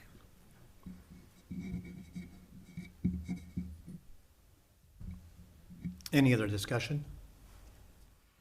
Maybe please have a vote. Board Member Wong? Yes. Board Member Gilliland? Yes. Board Member Lockerbie? Yes. Board Member Travanti? Yes. Board President Hammond? Yes. Motion carries 5-0. Dr. Jackson, public hearing and approval for MTA District Joint Initial Proposal. Yes, Board President Hammond, members of the board, Dr. Terosian, cabinet, and the community. The board has requested to hold a public hearing on the joint initial proposal of topics for modification of the current Monrovia Teachers Association and the district collective bargaining agreement, and approve the joint initial proposal for the 2019-2020 negotiations. Pursuant to Government Code, the joint initial proposal identifying topics to be addressed in negotiations was published at the November 13, 2019 board meeting and is now presented to the public for comment. Following the public hearing, it is appropriate for the Board of Education to take official action to approve the proposed topics for negotiations. This is a public hearing. Anyone wishing to speak on this subject? Seeing and hearing none, I'll close that. Any questions of Darman? Can we please have a vote? Motion, please. I'll move it. Second. Motion is second. Discussion. Vote. Board Member Gilliland? Yes. Board Member Lockerbie? Yes. Board Member Travanti? Yes. Board Member Wong? Yes. Board President Hammond? Yes. Motion carries 5-0. Dr. Jackson, number 4. Board President Hammond, members of the board, Dr. Terosian, cabinet, and community. The Board of Education is requested to hold a public hearing on the joint initial proposal of topics for modification of the current CSEA District Collective Bargaining Agreement and approve the joint initial proposal for the 2019-2020 negotiations. Pursuant to Government Code, the joint initial proposal identifying topics to be addressed in negotiations was published at the November 13th, 2019 board meeting and is now presented to the public for comment. Following the public hearing, it is appropriate for the Board of Education to take official action to approve the proposed topics for negotiations. This is a public hearing. Anyone wishing to speak for or against this item? Seeing and hearing none, I'll close the public portion and take up the matter of a motion. So moved. Second. Motion is second. Any discussion? I have some questions. So we got this information, the board got this information on the topics of the negotiation with the CSEA and the joint joint committee about negotiation topics. Yes. And that's what we received the last board meeting in November.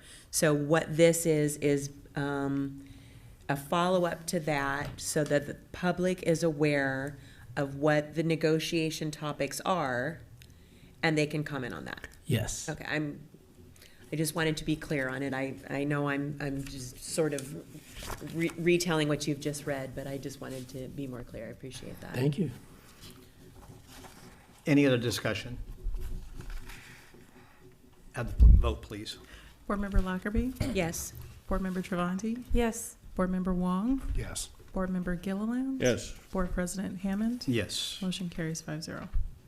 Dr. Jackson, the school calendar. Board President Hammond, members of the board, Dr. Tarosian, cabinet, and the community. The Board of Education is requested to approve the calendars for the 2020-2021 school year as well as the 2021-22 school years.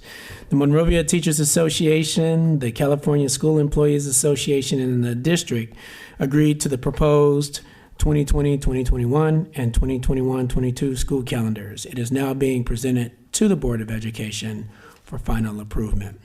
Brief background: during the ongoing negotiations process, the calendar has now been finalized with placement of classified holidays, certificated staff development days, the last day of school, as well as the start of the school year. There's no direct impact or cost to with the calendar adoption. Any questions? I have some questions. What's the date of school starts, school end both years? Some people seem 19th, surprised that August we 19th. started school so early this year, so the sooner we can get that out there. August 19th, mean- school starts. For the 2021 school year, correct. I have a question. I see on the calendar the personal development days, professional development days, and the, All staff in service? yes. So, and I imagine that those will either be pupil-free days. So what are we going to do if a fabulous presentation comes up and we want to send all of our staff there or a big portion of our staff there? Obviously, if we know about it now, it would be on the calendar. What's the policy or the procedure if something comes up unexpectedly and we have to add it to the calendar? Are we going to add it to the calendar? We won't add it to the calendar. The professional development days are fixed. So professional development days are fixed. All staff in-service days are fixed. Yes. That's not going to change. Nothing's going to come up. Acts of God. Okay, all right. Any other questions? I have one comment. I'd like to thank everybody involved, from our employees to our district office staff, for putting together a 2-year calendar. It is so beneficial to our families so that they can plan their lives. It is really good to have a 2-year calendar out there. Fantastic, thank you. Entertain a motion, please. Just a question, sorry, real quick. So does the 2-year calendar get posted to the MUSD website, the district website? Yes. Okay. So how soon do you think? No later than Friday. Okay, thank you. It will be posted no later than this Friday? Yes. That's great, thank you very much. Assuming that it is approved No by acts the of board. God. Approval by the board. I'm sorry, we get a motion yet? I'm looking for a motion in a second, So please. moved. Second. Any discussion? I just, for the for the benefit of those that are listening, that means that if we pass this, school would start on August 19th to 1 year and August 18th the next year, so. Vote, please. Board Member Travanti? Yes. Board Member Wong? Yes. Board Member Gilliland? Yes. Board Member Lockerbie? Yes. Board President Hammond? Yes. Motion carries 5-0. Thank you. And Mr. Fabakin, purchase of replacement batteries for power distribution. Yes, good evening, President Hammond, board members, district staff, members of the community.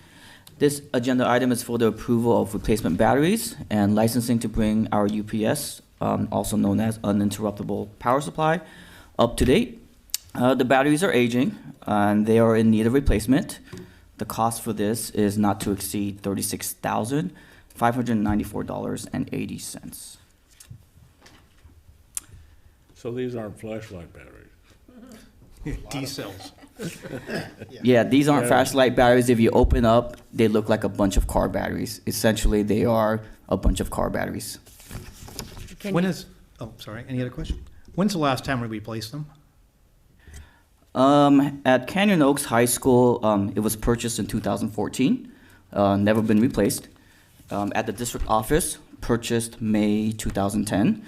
They were replaced once around July 2015. Okay. Can you explain to me what these batteries are? Where are they? What are they?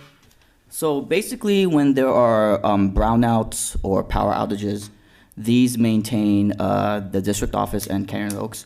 They maintain it so that they can stay up. Because if we don't have these and there's a power outage or even a power glitch, even for a few seconds, if those things go down, all our equipment there goes down. They maintain the what? They maintain the server? Yes. So they're server batteries? Yes, they maintain the server and the networking equipment and all the equipment that are in both data centers. If they were to go down, anything that relies on it, which is basically all the school sites, would lose connection. Now, you mentioned that when the last time they were purchased, has the technology improved on the batteries? So is this money that we are going to be spending, is this going to last us longer than the previous purchase? Or is a battery and it lasts Well, 10 years? the great thing that the previous CTO did is that he purchased a very robust system. This particular brand, their batteries typically go 5 to 7 years. So the batteries that we'll be replacing with will typically go 5 to 7 years. Some of the other manufacturers usually go 3 to 5 years. So we're purchasing replacement batteries that ideally will go up to 7 years. Unfortunately, we're getting about 5 years off of this because it's usually due to an environmental. We're getting 5 years off of? The one at the district office, approximately, and part of it is because we've had our AC fail, so they were running in hot weather. You know, if you think about a car battery, cars that are parked out in the heat, they last, 3 to 4 years? But if you garage your car very often, it's not common. It's, very common to see a car go 5, 6 years if you garage your car. The same thing with the UPS batteries. Okay. Do we get, do we recycle the old ones? Where do the old ones go? Do we get a rebate for recycling them? I'm probably gonna let Nelson take care of that. The good thing about batteries is that they weigh a lot. So I think we get paid by the pound. So I know it's not much. I don't know how many we get per pound, but we'll get at least more than a regular e-waste because of the pounds. Any other questions? Okay. Entertain a motion. So moved. Second. Motion is second. Discussion? Maybe please have a vote. Board Member Wong? Yes. Board Member Gilliland? Yes. Board Member Lockerbie? Yes. Board Member Travanti? Yes. Board President Hammond? Yes. Motion carries 5-0.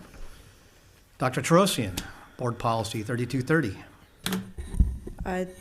Ms. Wu brought to our attention that we lack policy regarding the acceptance of federal grant funds and accompanying administrative regulations, and so she immediately went to task, and I will ask her to continue this process.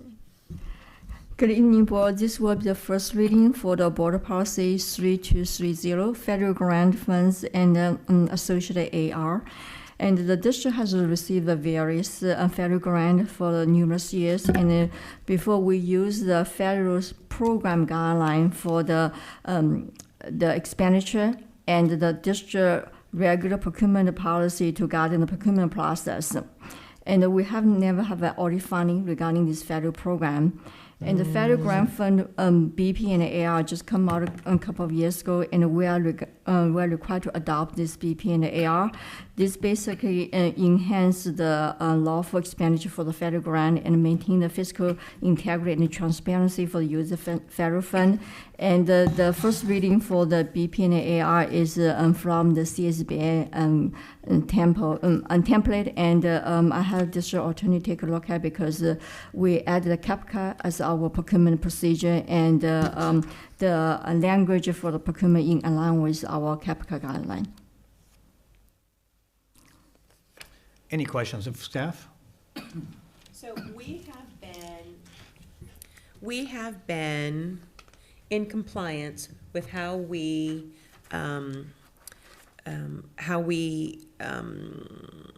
audit or how we explain the federal grants that we receive. We've been in compliance because we have been following the federal grant program guideline. That's up to correct. this point. Mhm. Recently, we discovered that there is a board policy and BP and AR and administrative regulation Yes. that has been recommended by CSBA, California School Board Association, that we need to adopt. So we've been in compliance That's all correct. along. That's correct. The expenditure in regarding the federal program, we're in compliance, and then our district audit this year will have new audit, and the district audit brought it to our attention that there's new guideline available, and we are required to adopt.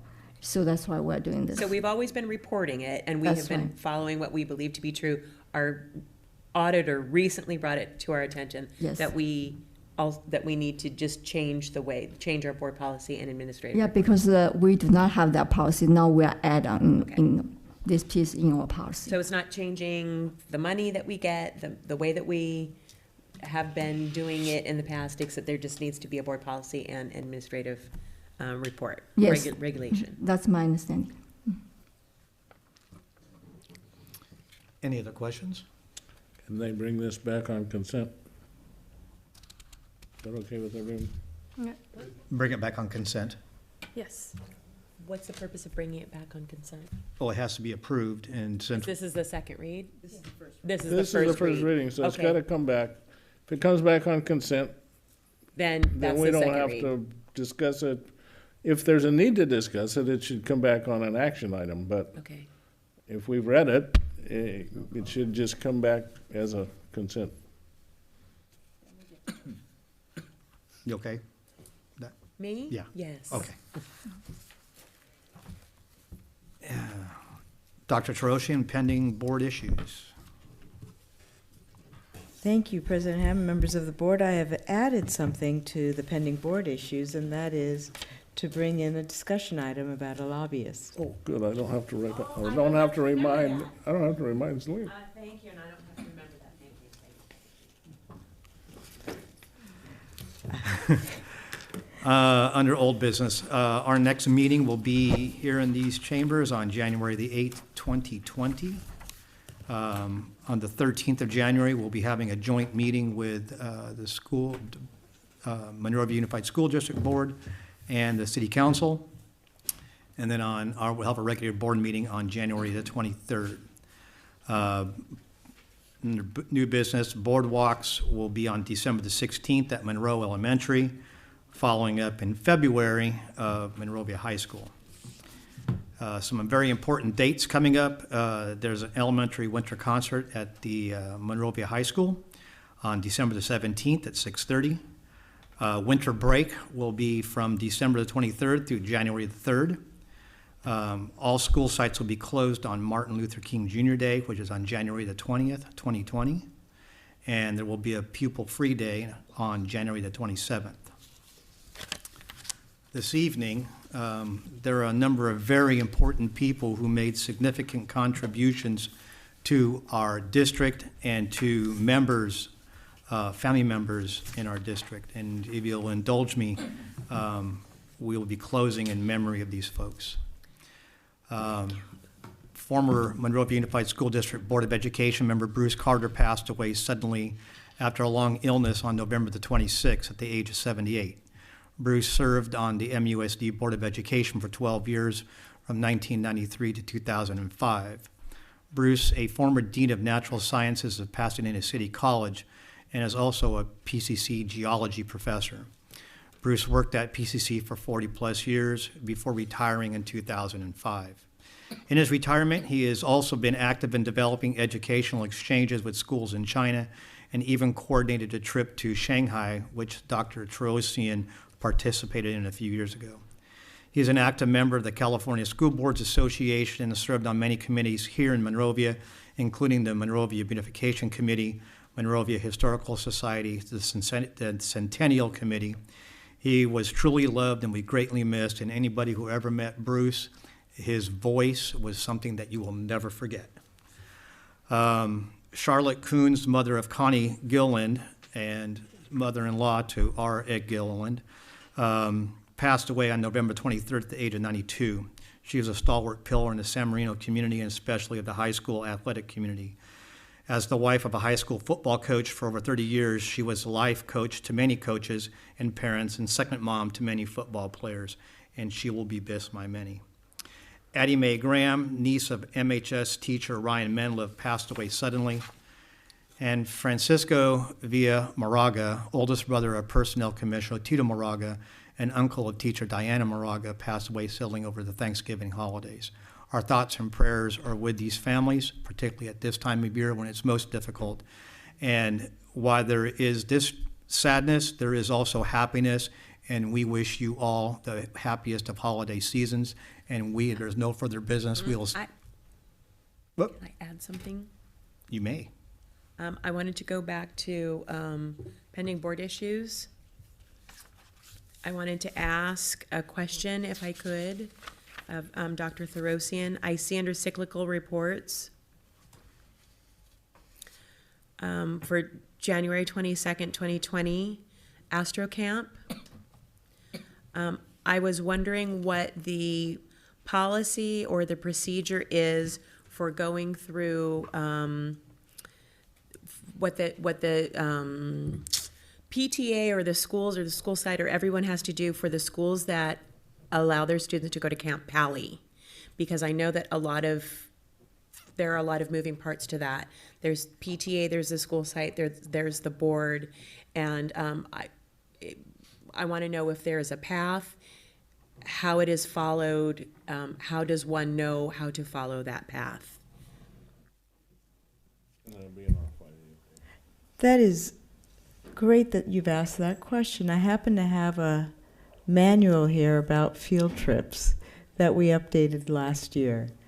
A manual that, as a result of some questions from parents specifically, we pulled together and reviewed with our office managers and our principals, because they need to be aware. We have our staff members submit field trip requests or board reports, and while our PTAs do incredible work, they are not staff members, and neither do we expect for them to submit forms on behalf of the principal or any staff member.